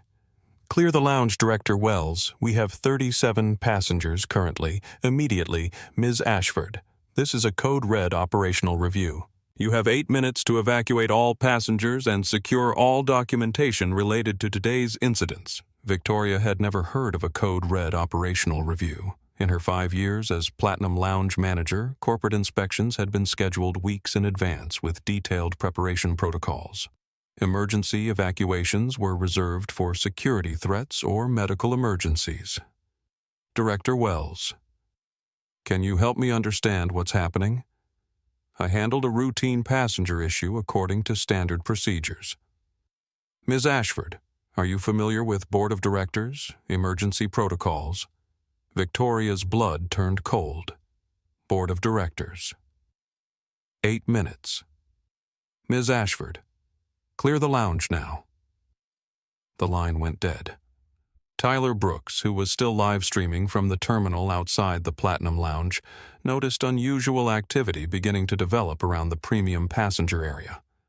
Airport security personnel were taking positions at strategic locations. Official vehicles were arriving at gates typically reserved for VIP transportation. Something big is happening, Tyler narrated to his viewers, now numbering over 40,000. Security is moving into position and there are official vehicles arriving. This doesn't look like standard airport operations. Inside the lounge, Victoria was struggling to process the directive she had received. Clear the lounge for a Board of Directors emergency protocol. The implications were starting to penetrate her consciousness like cold water through a cracked dam. Her hands shook slightly as she approached the first group of passengers, a family traveling to London for vacation. "Excuse me," Victoria said, her professional smile feeling like a mask that no longer fit properly. "I need to inform you that we're experiencing a temporary technical issue that requires evacuation of the lounge for approximately 30 minutes. The father of the family looked confused. "Technical issue. Everything seems to be working fine. It's a precautionary measure," Victoria replied, but her voice lacked its usual conviction. Dr. Patricia Williams, who had been documenting everything she had witnessed earlier, looked up from her tablet with the sharp attention of someone who recognized the significance of unusual events. "Ms. Ashford." Dr. Williams said, "In my 30 years of legal experience, emergency evacuations of premium facilities typically indicate serious administrative investigations. Are you certain you want to characterize this as a technical issue?" Victoria felt the walls of her professional expertise closing in around her. Dr. Williams was asking questions that suggested knowledge of corporate protocols that Victoria herself didn't fully understand. "Ma'am, I'm following directives from corporate headquarters," Victoria replied. But even to her own ears, the explanation sounded hollow. James Mitchell, who had been waiting for his connecting flight, stood up from his leather chair near the business center. "Ms. Ashford, I'm going to ask directly, does this evacuation have anything to do with the incident we witnessed earlier?" The question hung in the air like an accusation. Victoria realized that the witnesses to her confrontation with Jasmine were still in the lounge, still watching, still evaluating her every move. "The evacuation is unrelated to any previous passenger interactions," Victoria said, but her voice cracked slightly on the word unrelated. Tyler's live stream chat was exploding with theories and observations from viewers who were connecting the dots between the earlier incident and the current emergency evacuation. "They're clearing the lounge because someone important is coming," one comment read. "This is about that passenger they removed," observed another. "Someone with serious authority is about to arrive," predicted a third. Victoria's cell phone buzzed with a text message from her regional manager. "Do not speak to media. Do not provide statements to passengers. Corporate legal en route." Corporate legal. Victoria had never been involved in a situation that required corporate legal intervention. Her expertise was hospitality management, customer service protocols, and premium passenger relations. Legal issues were supposed to be handled at levels far above her pay grade. She was beginning to realize that she might have stumbled into something far more serious than a routine passenger dispute. Derek Matthews' radio crackled with increasingly urgent updates as he escorted Jasmine through the terminal.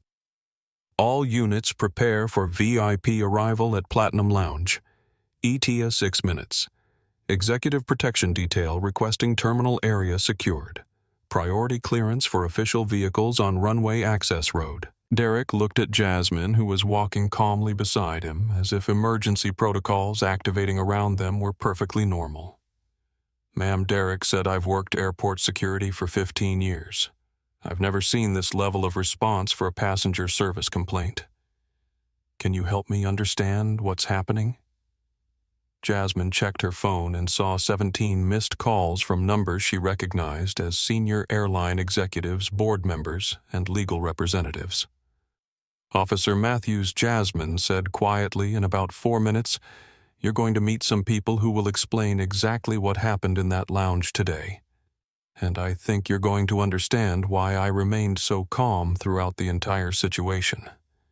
Back in the Platinum Lounge, Victoria was discovering that evacuating 37 passengers who had paid premium prices for luxury service was not a simple administrative task. "This is unacceptable," declared a businessman who had been working on presentations for a major client meeting. "I paid for access to your business center, and now you're asking me to leave with no explanation. I'll be filing a complaint with customer service," added a woman who had been traveling with her elderly mother.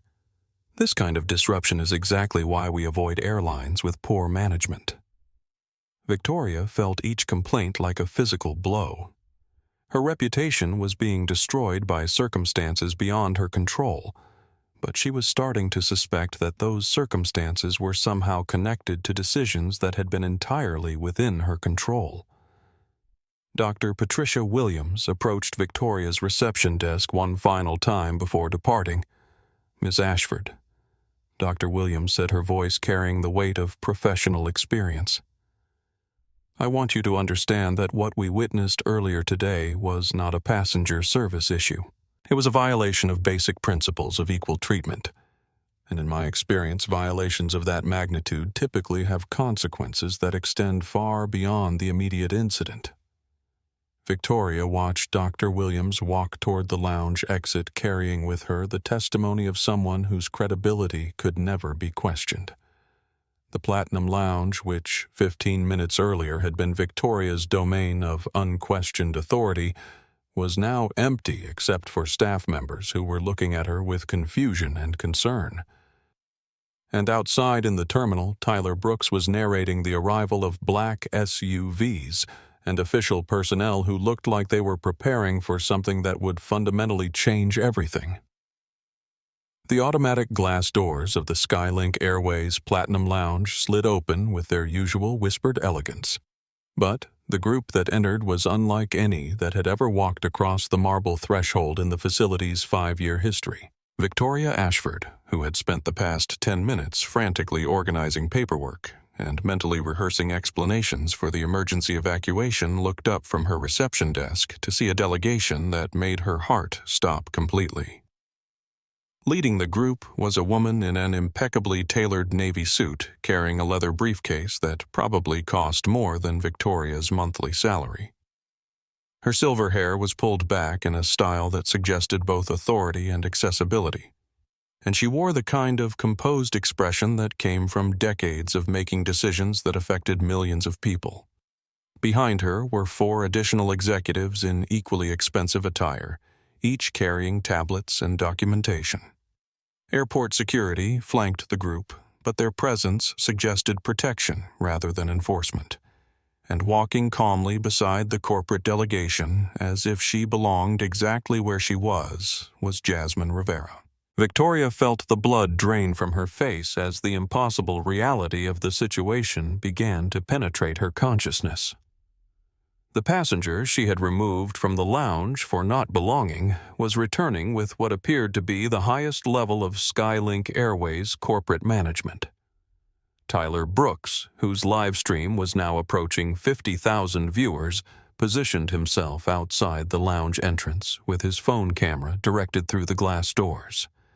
Guys, Tyler whispered to his audience, "Corporate executives just arrived, and the passenger from earlier is with them. I think we're about to witness something unprecedented."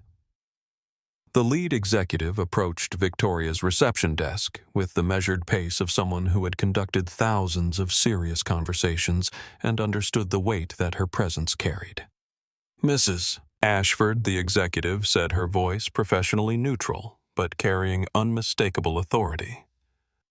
"I am Catherine Morrison, chair of the SkyLink Airways Board of Directors. We need to discuss the events that occurred in this lounge earlier today." Victoria's world tilted on its axis. Chair of the Board of Directors, the highest-ranking executive in the entire SkyLink Airways corporate structure, was standing at her reception desk, addressing her by name, asking to discuss a passenger service incident.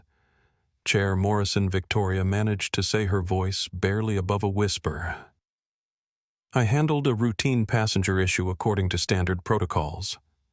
"Ms. Ashford," Catherine Morrison interrupted gently, "I'd like you to meet Jasmine Rivera." Victoria looked at Jasmine, who was standing quietly beside the board chair with an expression that might have been sadness rather than triumph. "Ms. Rivera serves on our board of directors," Catherine continued.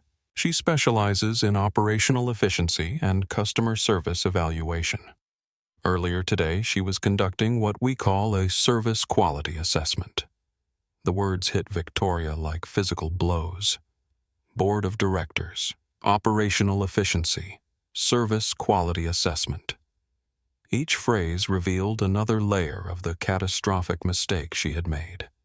She was conducting an undercover evaluation of how our premium passengers are treated when no one believes anyone important is watching, Catherine explained. "It's a program we implemented to ensure that our customer service standards are being applied consistently across all passenger demographics." Victoria felt her legs weaken.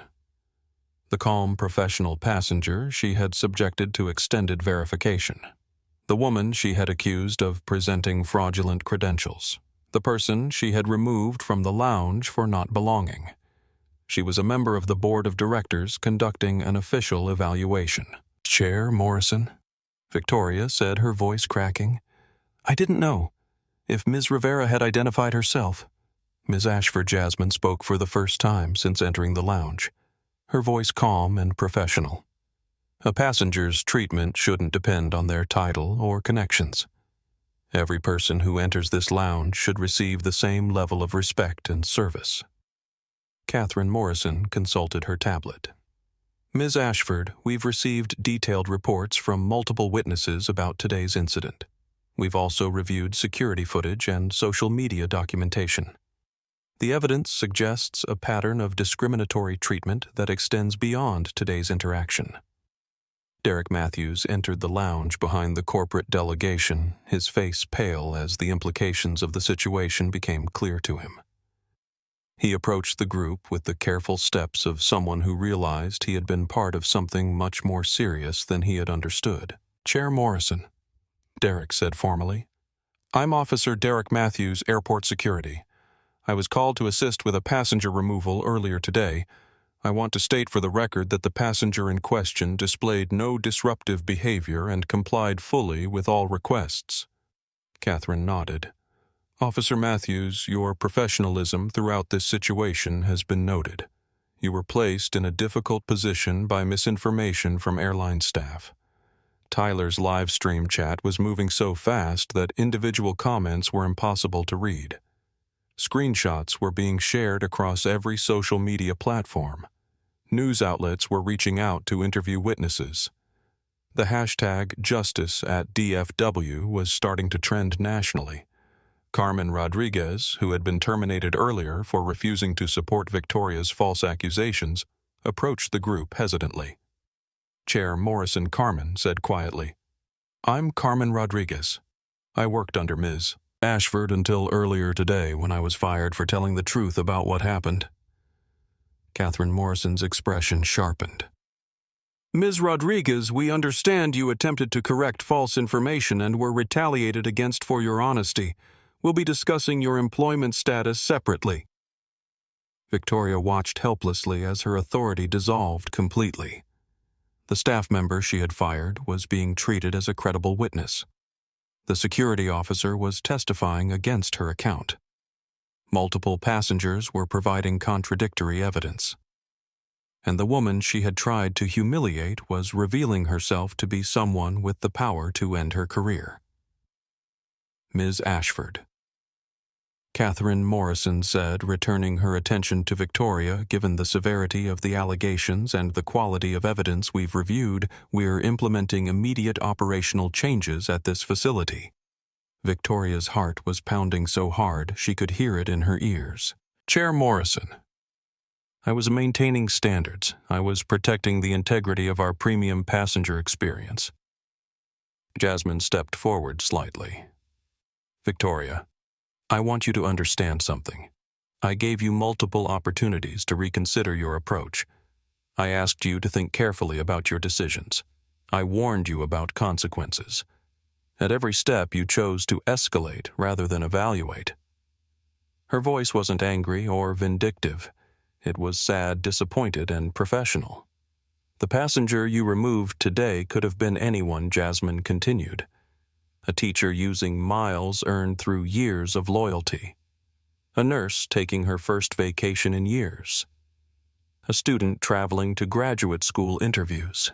They deserved the same courtesy you would give to someone who matched your assumptions about what success looks like.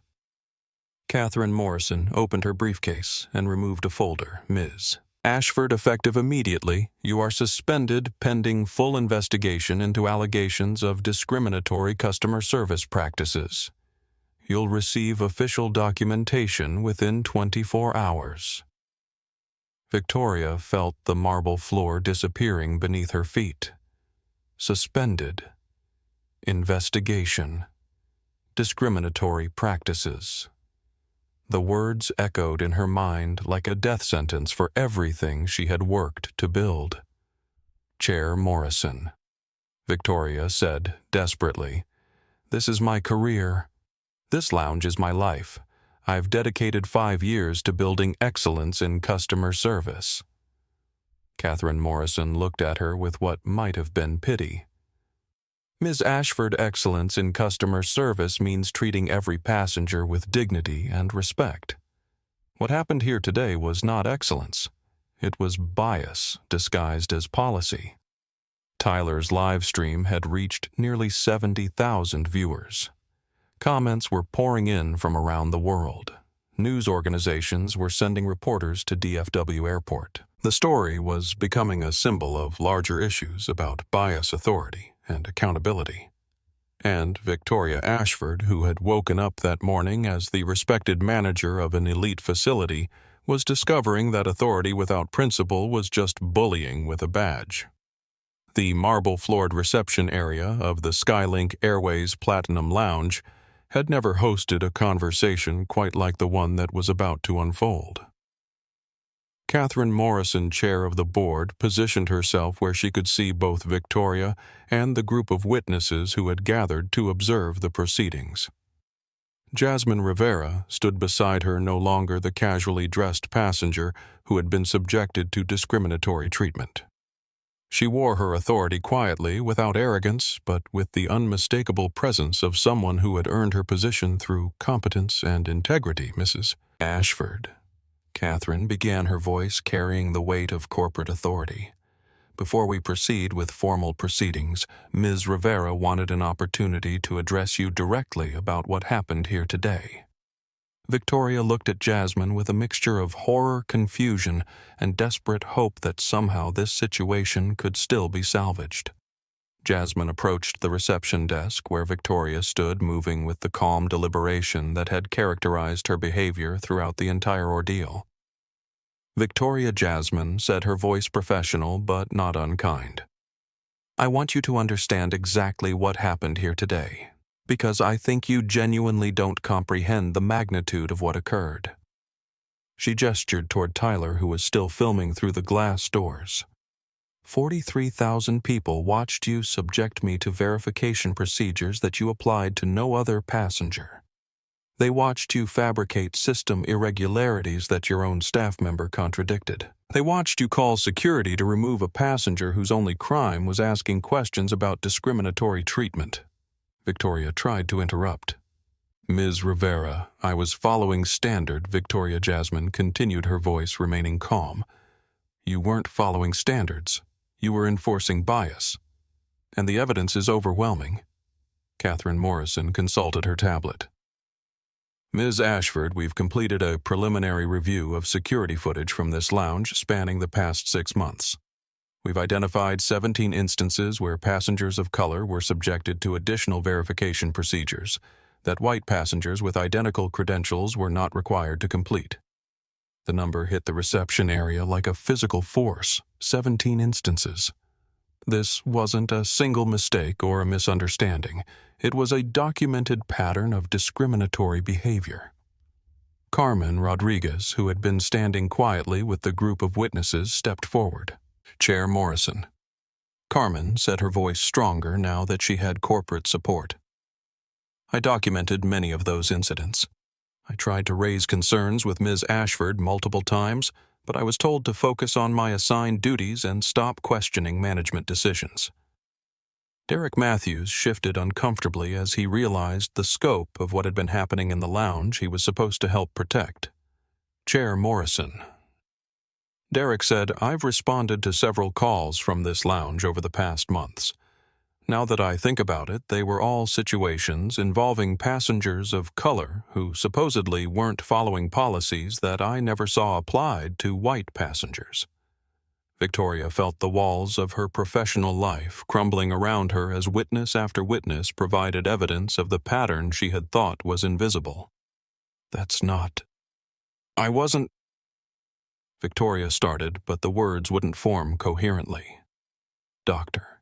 Patricia Williams, who had returned to witness the corporate response, approached the group with the authoritative bearing of someone accustomed to courtrooms and official proceedings. Chair Morrison, Dr. Williams said, as a retired federal judge, I want to commend SkyLink Airways for taking this situation seriously. What I witnessed today was not an isolated incident, but rather the visible manifestation of embedded discriminatory practices that require institutional response. Tyler's live stream chat was exploding with comments from viewers around the world who were recognizing the broader implications of what they were witnessing. This is about more than one airline, one comment read. Every company needs to watch this and examine their own practices, observed another. Finally, someone with actual power is holding people accountable, declared a third. Jasmine pulled out her phone and showed Catherine Morrison the text message she had sent during the height of the confrontation. When Victoria called security to have me removed, Jasmine explained, I initiated what we call a board intervention protocol. It's a system we developed to ensure that any board member conducting undercover evaluations can receive immediate assistance if they encounter serious misconduct.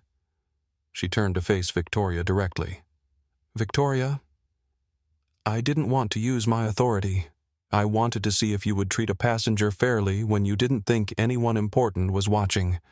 I gave you multiple opportunities to reconsider your approach because I hoped you would choose to do the right thing.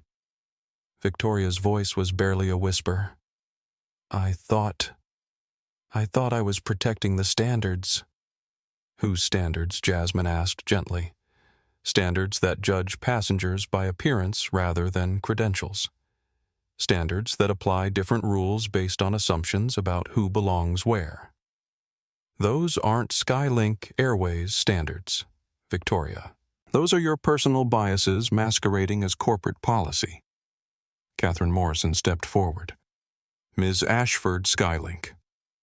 Airways has invested millions of dollars in diversity training, bias recognition programs, and inclusive customer service protocols.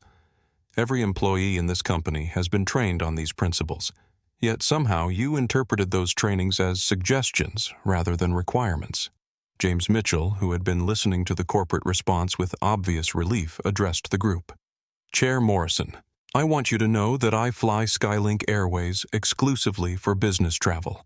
After what I witnessed today, I was prepared to change carriers permanently. But seeing your company's response gives me hope that you're serious about addressing these issues. Maria Santos nodded in agreement. I've been documenting business travel experiences across different airlines for a consulting project. What happened today would have been a major case study in corporate failure to address discrimination. but your immediate authoritative response demonstrates genuine commitment to change. Victoria realized that she wasn't just losing her job. She was becoming a symbol of everything that was wrong with service industries that allowed personal bias to override professional standards. Chair Morrison Victoria said desperately, "I can change. I can do better. I've learned from this experience." Catherine Morrison looked at her with what might have been sympathy. "Ms. Ashford, the issue isn't whether you can change personally. The issue is that you created an environment where discriminatory treatment was normalized, where staff members who tried to do the right thing were punished, and where passengers were subjected to humiliation based on your personal assumptions about their worthiness." Jasmine approached Victoria one final time. "Victoria, I want you to understand that this isn't about punishment or revenge. This is about accountability. Every passenger who walks through those doors deserves to be treated with dignity, regardless of their appearance, their age, their accent, or any other characteristic that might trigger your unconscious biases." She gestured toward Carmen Rodriguez. "Carmen tried to protect passengers from discriminatory treatment, and you fired her for it. Officer Matthews was placed in an impossible position because you fabricated security concerns. Dr. Williams, James, and Maria all witnessed behavior that contradicted your company's stated values." Victoria looked around the reception area at the assembled group, corporate executives documenting her failures, witnesses testifying against her credibility, a live stream broadcasting her mistakes to tens of thousands of viewers worldwide. "What happens now?" Victoria asked, her voice hollow. Catherine Morrison closed her briefcase with a sound that seemed final. "Now, Ms. Ashford, you experience the consequences of treating human dignity as negotiable.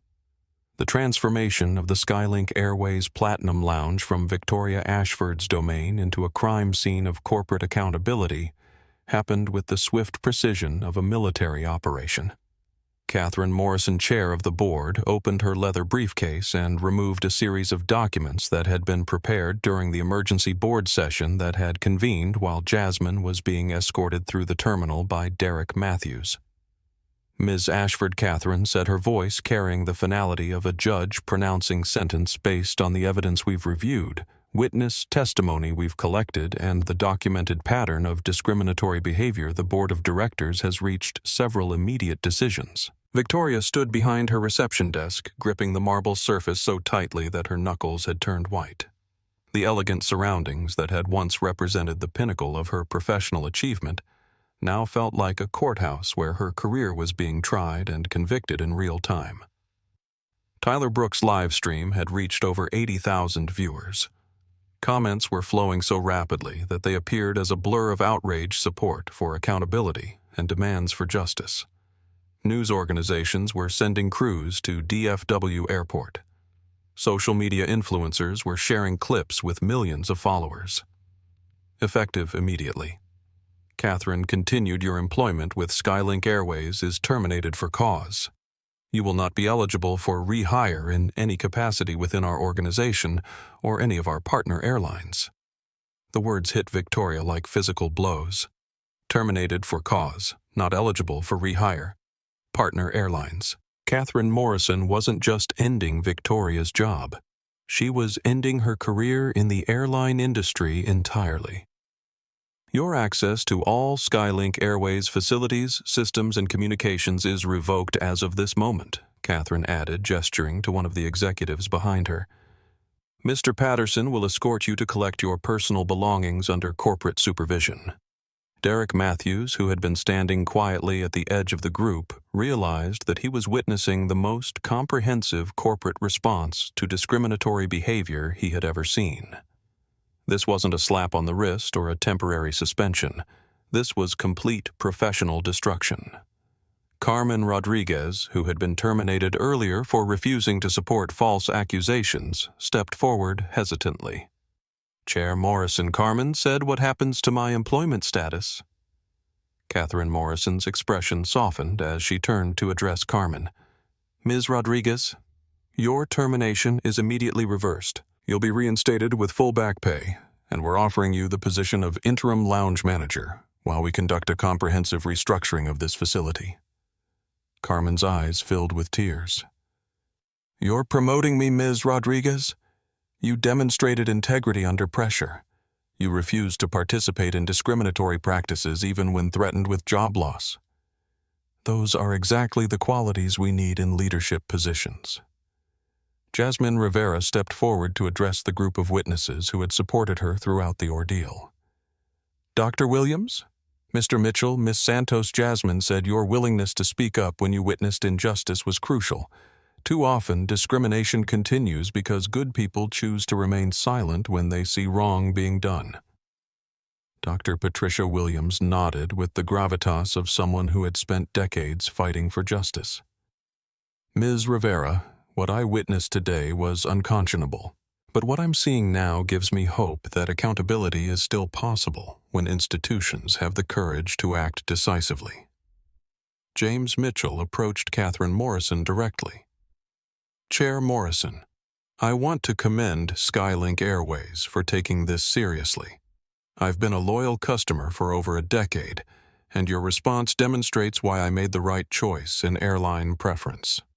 Tyler, still live streaming, addressed his massive audience. Everyone watching this, what we're seeing is how corporate accountability should work. Immediate investigation, clear consequences, and system changes to prevent future incidents. The comments on his stream were overwhelmingly positive about SkyLink Airways' response. This is how you handle discrimination, one comment read. Other companies should take notes observed. Another, finally someone with actual power doing the right thing, declared a third. Catherine Morrison turned back to Victoria, who was being escorted by Mr. Patterson to collect her personal belongings from the office behind the reception area. Ms. Ashford, Catherine said, I want you to understand something important. This isn't happening because you made a mistake. This is happening because you created a culture of discrimination retaliated against employees who tried to do the right thing and violated the fundamental principles that our company was built on. Victoria, carrying a small box of personal items, stopped to face the corporate delegation one final time. Chair Morrison, I never intended. Ms. Ashford Jasmine interrupted gently. Intentions don't matter when the impact is discriminatory treatment of passengers. Impact matters, consequences matter, and accountability matters. Derek Matthews stepped forward to address Catherine Morrison. Chair Morrison, I want to apologize for my role in this situation. I should have questioned the inconsistencies I was witnessing instead of automatically supporting airline staff requests. Catherine nodded. Officer Matthews, you were placed in an impossible position by false information. However, we'll be working with airport security to develop better protocols for evaluating passenger service disputes. Carmen Rodriguez, still processing her promotion from terminated employee to interim manager, addressed the group. I want everyone to know that this lounge will operate differently going forward. Every passenger will be treated with dignity and respect regardless of their appearance or any other characteristic. That's a promise. Tyler's livestream audience was now approaching 100,000 viewers. The story was being covered by major news networks. Social media was exploding with discussions about bias in customer service across multiple industries. What you're witnessing, Tyler narrated to his global audience, is justice happening in real time. A company that discovered discriminatory practices in their organization and took immediate decisive action to address them. Victoria was escorted past the group toward the lounge exit, carrying her box of belongings and the ruins of her professional reputation. As she reached the door, she turned back one final time. This isn't fair, Victoria said, her voice breaking. I dedicated my career to this company. Jasmine Rivera looked at her with an expression that might have been pity.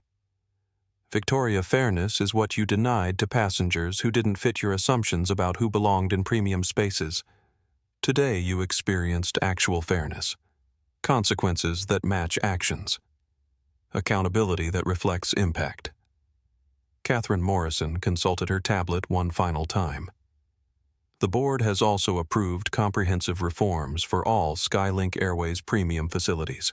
New training protocols, bias, recognition processes, and passenger advocacy procedures will be implemented across our entire network within 60 days.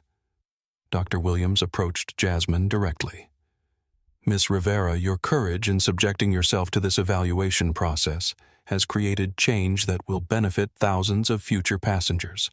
That's genuine leadership.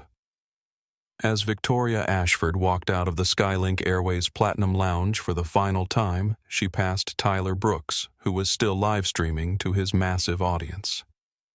For everyone watching, Tyler said into his camera, "Remember this moment. This is what accountability looks like.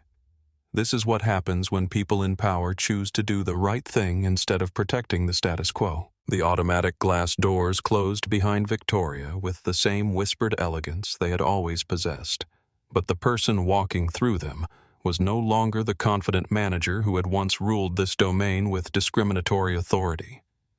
She was now a symbol of what happened when bias masqueraded as policy and accountability finally arrived to collect its debt. The transformation of the SkyLink Airways Platinum Lounge began before Victoria Ashford had even reached the terminal exit.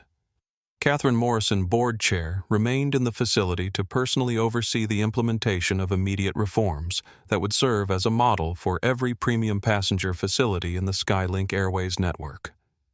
Carmen Rodriguez, still processing the reality of her promotion from terminated employee to interim lounge manager, stood behind the reception desk where Victoria had wielded discriminatory authority just hours earlier. Her hands shook slightly as she accessed management protocols she had only observed from a distance during her 18 months as junior staff.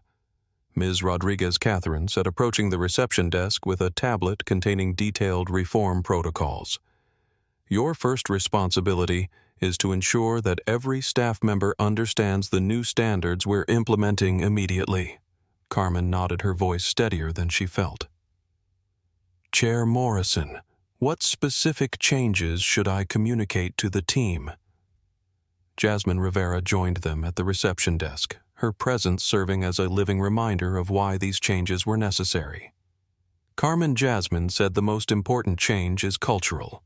Every passenger interaction should begin with the assumption of belonging rather than the assumption of scrutiny. Valid credentials should be processed efficiently and respectfully without additional verification based on appearance or assumptions. Tyler Brooks, whose live stream had become the primary documentation of the corporate response, positioned himself where he could capture the immediate implementation of new policies. His viewer count had stabilized at around 90,000, with news organizations using his feed as their primary source for real-time updates. For everyone watching, Tyler narrated, "We're witnessing immediate policy changes being implemented in real time. This isn't promises for future improvement. This is change happening right now." Catherine Morrison opened her tablet and began reading from official corporate documentation that had been prepared during the emergency board session. "Effective immediately," Catherine announced, her voice carrying clearly across the marble reception area. "All SkyLink Airways premium facilities will implement new passenger verification protocols. Standard credential verification will be limited to scanning membership cards or reviewing mobile app confirmations. Additional verification may only be requested when technical systems indicate actual irregularities, not staff assumptions." Derek Matthews, who had remained to observe the corporate response, stepped forward. "Chair Morrison, from a security perspective, how will these changes affect our ability to maintain facility safety?" Catherine consulted her notes. "Officer Matthews' legitimate security concerns will continue to be addressed through established protocols.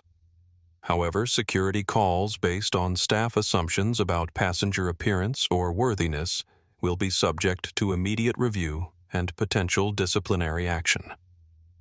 Dr. Patricia Williams, who had delayed her connecting flight to witness the resolution, approached the group with obvious appreciation for the swift corporate response. Chair Morrison, Dr. Williams said, in my experience with institutional discrimination cases, companies typically require months or years to implement meaningful changes. What you're doing today is unprecedented in its immediacy and comprehensiveness. Carmen Rodriguez was taking detailed notes as each new protocol was explained.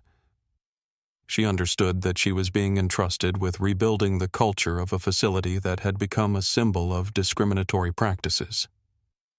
Chair Morrison Carmen asked, "How do we ensure that these changes are understood and followed by all staff members, including new hires and temporary workers?" Jasmine Rivera answered, "Carmen, we're implementing mandatory bias recognition training for every employee who interacts with passengers.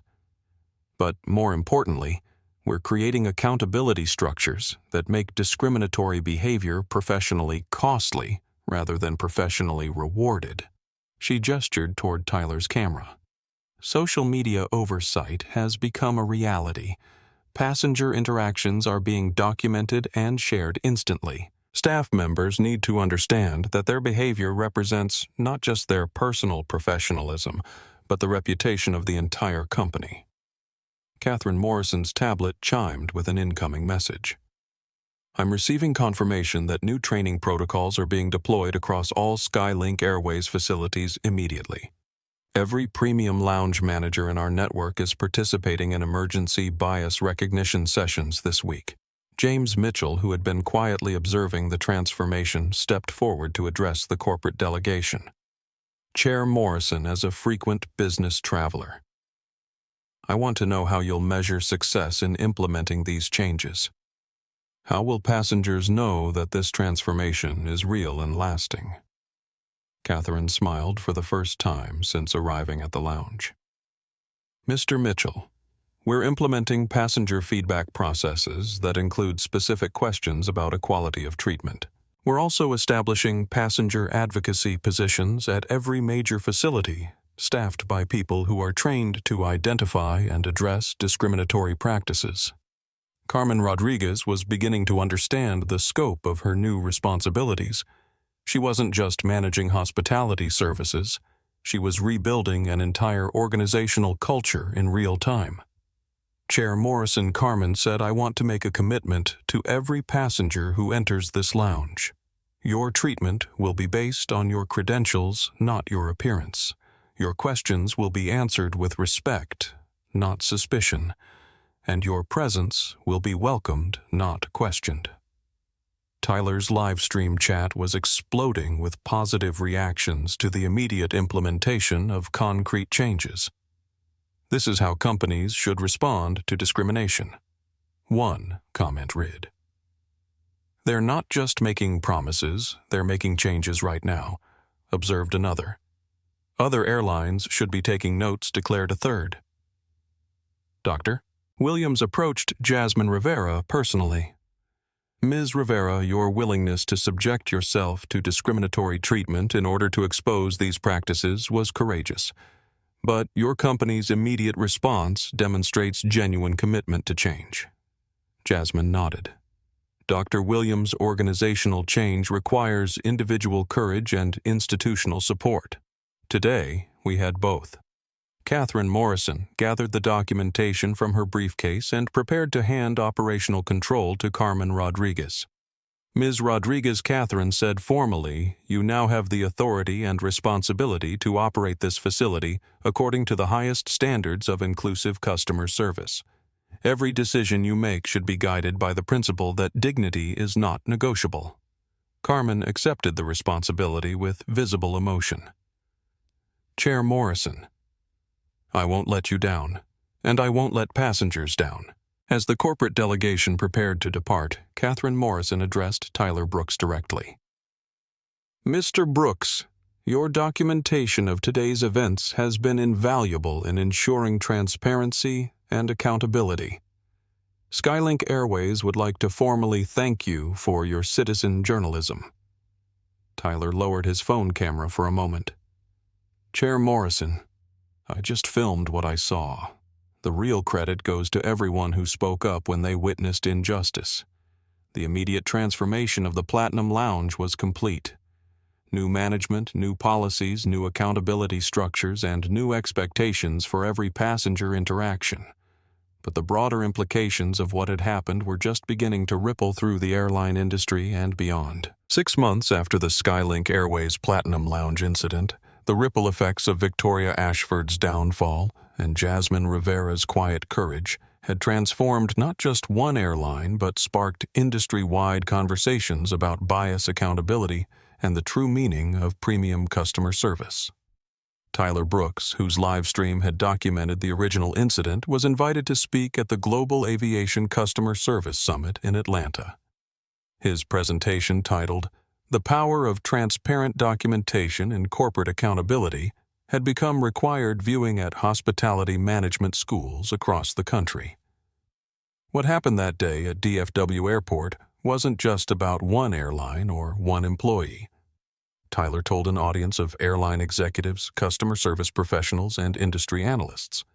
It was about what happens when embedded bias is challenged by actual accountability. Carmen Rodriguez, now the permanent Platinum Lounge manager, had transformed the Dallas facility into a model for inclusive service that was being replicated across the SkyLink Airways network. Under her leadership, passenger satisfaction scores had increased by 43%, and complaints related to discriminatory treatment had dropped to 0. The changes we implemented weren't just policy adjustments, Carmen explained during a conference call with other lounge managers. They were cultural transformations that required every staff member to examine their own assumptions about who belongs in premium spaces.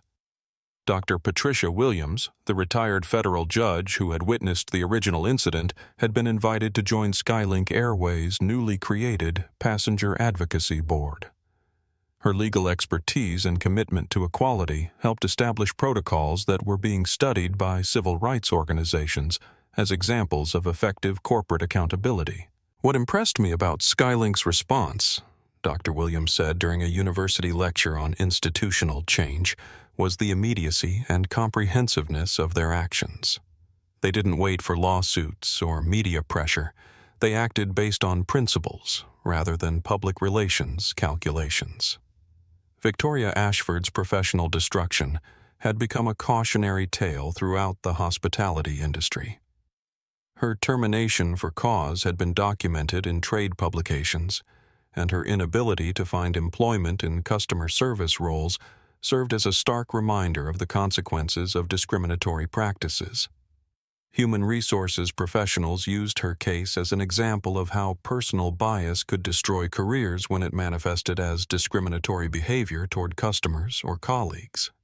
Management training programs incorporated her story as a lesson in the difference between maintaining standards and enforcing prejudice. Derek Matthews, the security officer who had been placed in an impossible position, had worked with airport authorities to develop new protocols for evaluating passenger service disputes. His experience had led to training programs that helped security personnel recognize the difference between legitimate safety concerns and discriminatory staff requests. "I learned that my job isn't just to follow orders from airline staff," Derek explained during a security conference presentation. "My job is to protect passenger safety and rights, which sometimes means questioning authority figures who may be acting on bias rather than policy." James Mitchell, the business traveler who had spoken up during the incident, had become an informal ambassador for SkyLink Airways. His testimony about the company's response to discrimination had influenced other corporate travel managers to choose SkyLink for their business travel programs. SkyLink Airways demonstrated that they're serious about treating every passenger with dignity, James told colleagues during a corporate travel planning meeting. When companies show that kind of integrity under pressure, they earn long-term loyalty. Maria Santos, the consultant who had witnessed the discriminatory treatment, had incorporated the incident into her research on bias in service industries. Her published analysis of SkyLink's response had become a case study in business schools and corporate diversity programs. The SkyLink Airways incident demonstrated that meaningful change requires both individual courage and institutional commitment, Maria wrote in Harvard Business Review. Companies can't eliminate bias through training alone. They need accountability structures that make discriminatory behavior professionally costly. Jasmine Rivera had been promoted to Chief Customer Experience Officer for all SkyLink Airways operations. Her willingness to subject herself to undercover evaluation had led to the development of similar programs at other major airlines, creating industry-wide improvements in equality of service. The goal isn't to catch employees making mistakes, Jasmine explained during an airline industry conference keynote. The goal is to identify where our processes enable bias so we can fix those processes before they harm passengers. The broader airline industry had taken notice. Competing carriers had implemented their own bias recognition programs, passenger advocacy processes, and transparency protocols. The incident had created competitive pressure for inclusive service that benefited travelers across all airlines. Customer service training programs now included modules on recognizing and preventing discriminatory practices. Industry publications regularly featured articles about equality in premium services. Professional organizations had established awards for inclusive customer experience excellence. Tyler's original livestream, which had reached over 200,000 viewers during the live broadcast, had been viewed more than 15 million times across various social media platforms. It had become a symbol of how individual documentation could create corporate accountability and social change. Comments on the video continued to pour in from people around the world who had experienced similar discriminatory treatment and felt empowered to speak up when they witnessed injustice. This video gave me the courage to report discrimination I witnessed at my workplace. One comment read, "I shared this with my management team, and we're implementing similar accountability measures," said another. "Every customer service employee should watch this," declared a third. SkyLink Airways' stock price had initially dropped following the negative publicity, but had recovered to record highs as investors recognized the long-term value of the company's commitment to inclusive service. Customer satisfaction scores across all demographics had improved significantly, leading to increased loyalty and market share growth. The incident had also sparked legislative interest in passenger rights and corporate accountability. Several state legislatures had introduced bills requiring airlines to implement specific anti-discrimination training and reporting protocols.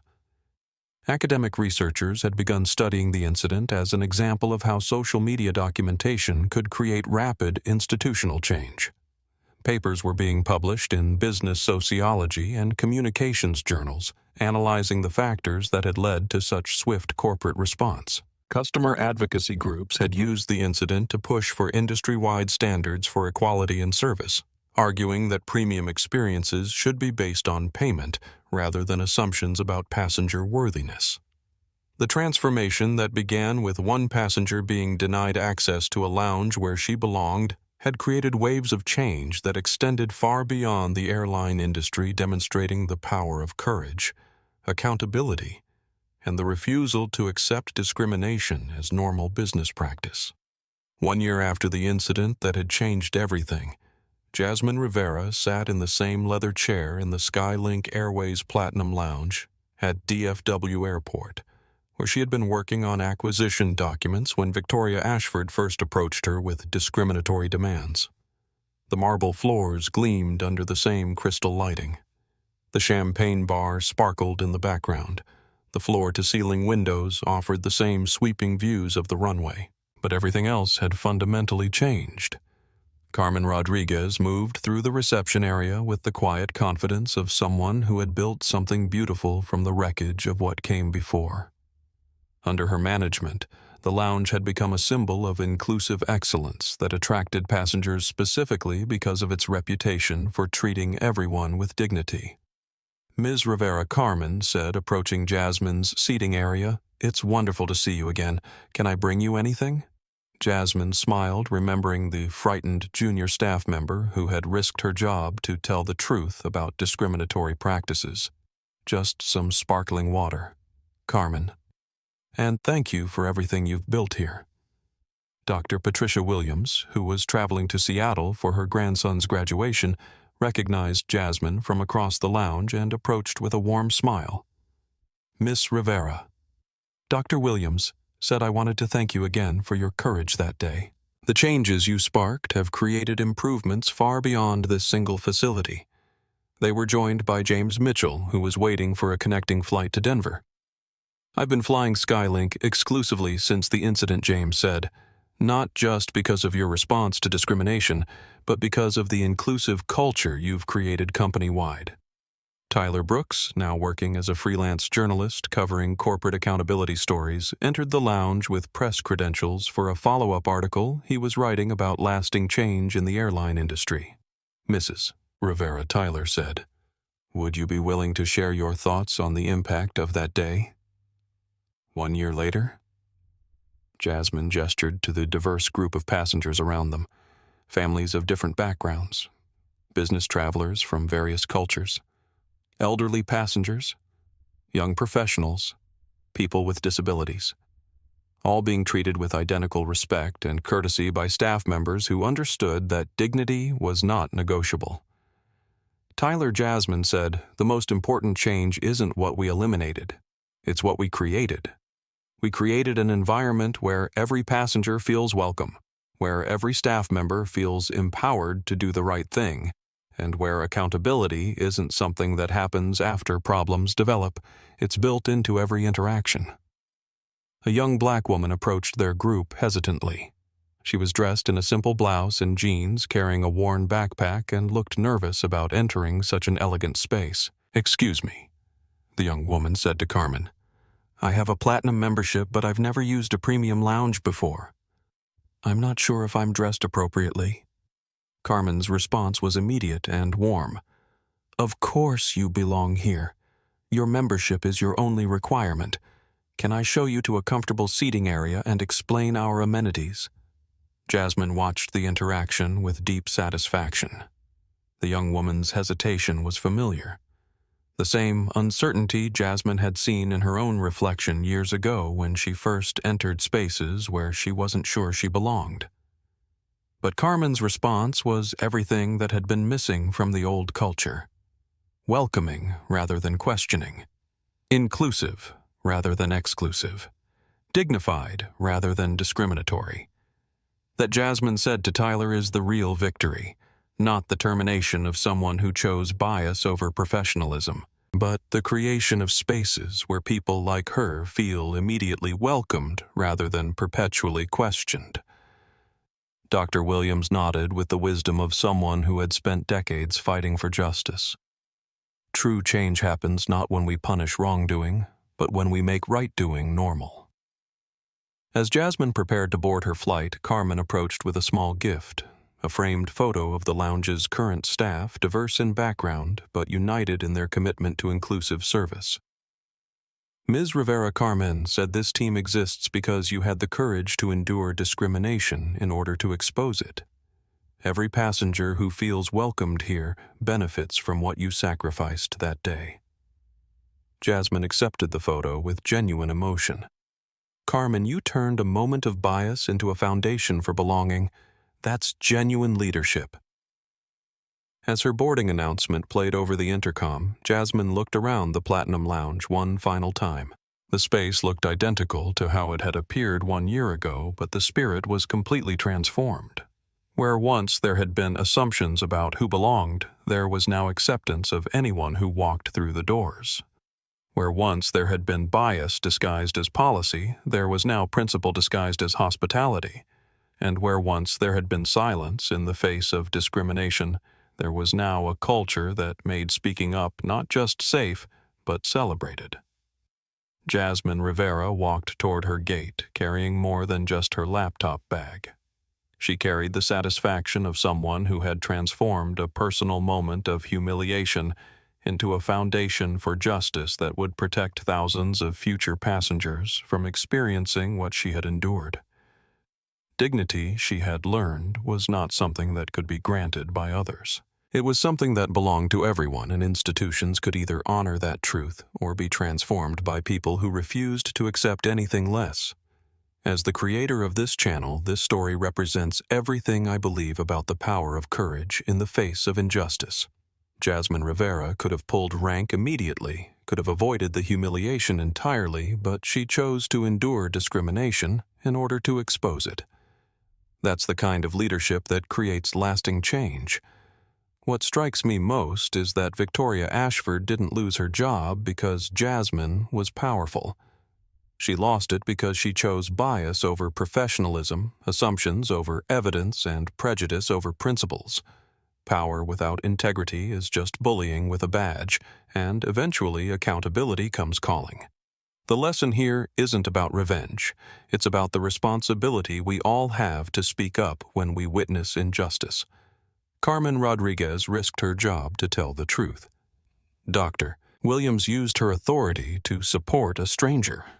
James Mitchell and Maria Santos chose to be witnesses rather than bystanders. Every one of them made the choice to do the right thing when it mattered most. If you've experienced discrimination or witnessed bias, remember that your voice has power. Your dignity is not negotiable, and sometimes the most important thing you can do is simply refuse to accept unacceptable treatment. If this story moved you, please hit that like button right now. It helps us reach more people who need to hear these messages of justice and accountability. And if you haven't already, smash that subscribe button and ring the notification bell so you never miss our stories about people who stand up for what's right. Share this video with someone who needs to be reminded that dignity matters and that speaking up can create real change. Drop a comment below and let me know. Have you ever had to stand up for yourself or others when faced with discrimination? Your story matters too, and this community is here to support each other. Thanks for watching, and remember, in a world where you can be anything, choose to be someone who stands up for justice. I'll see you in the next video.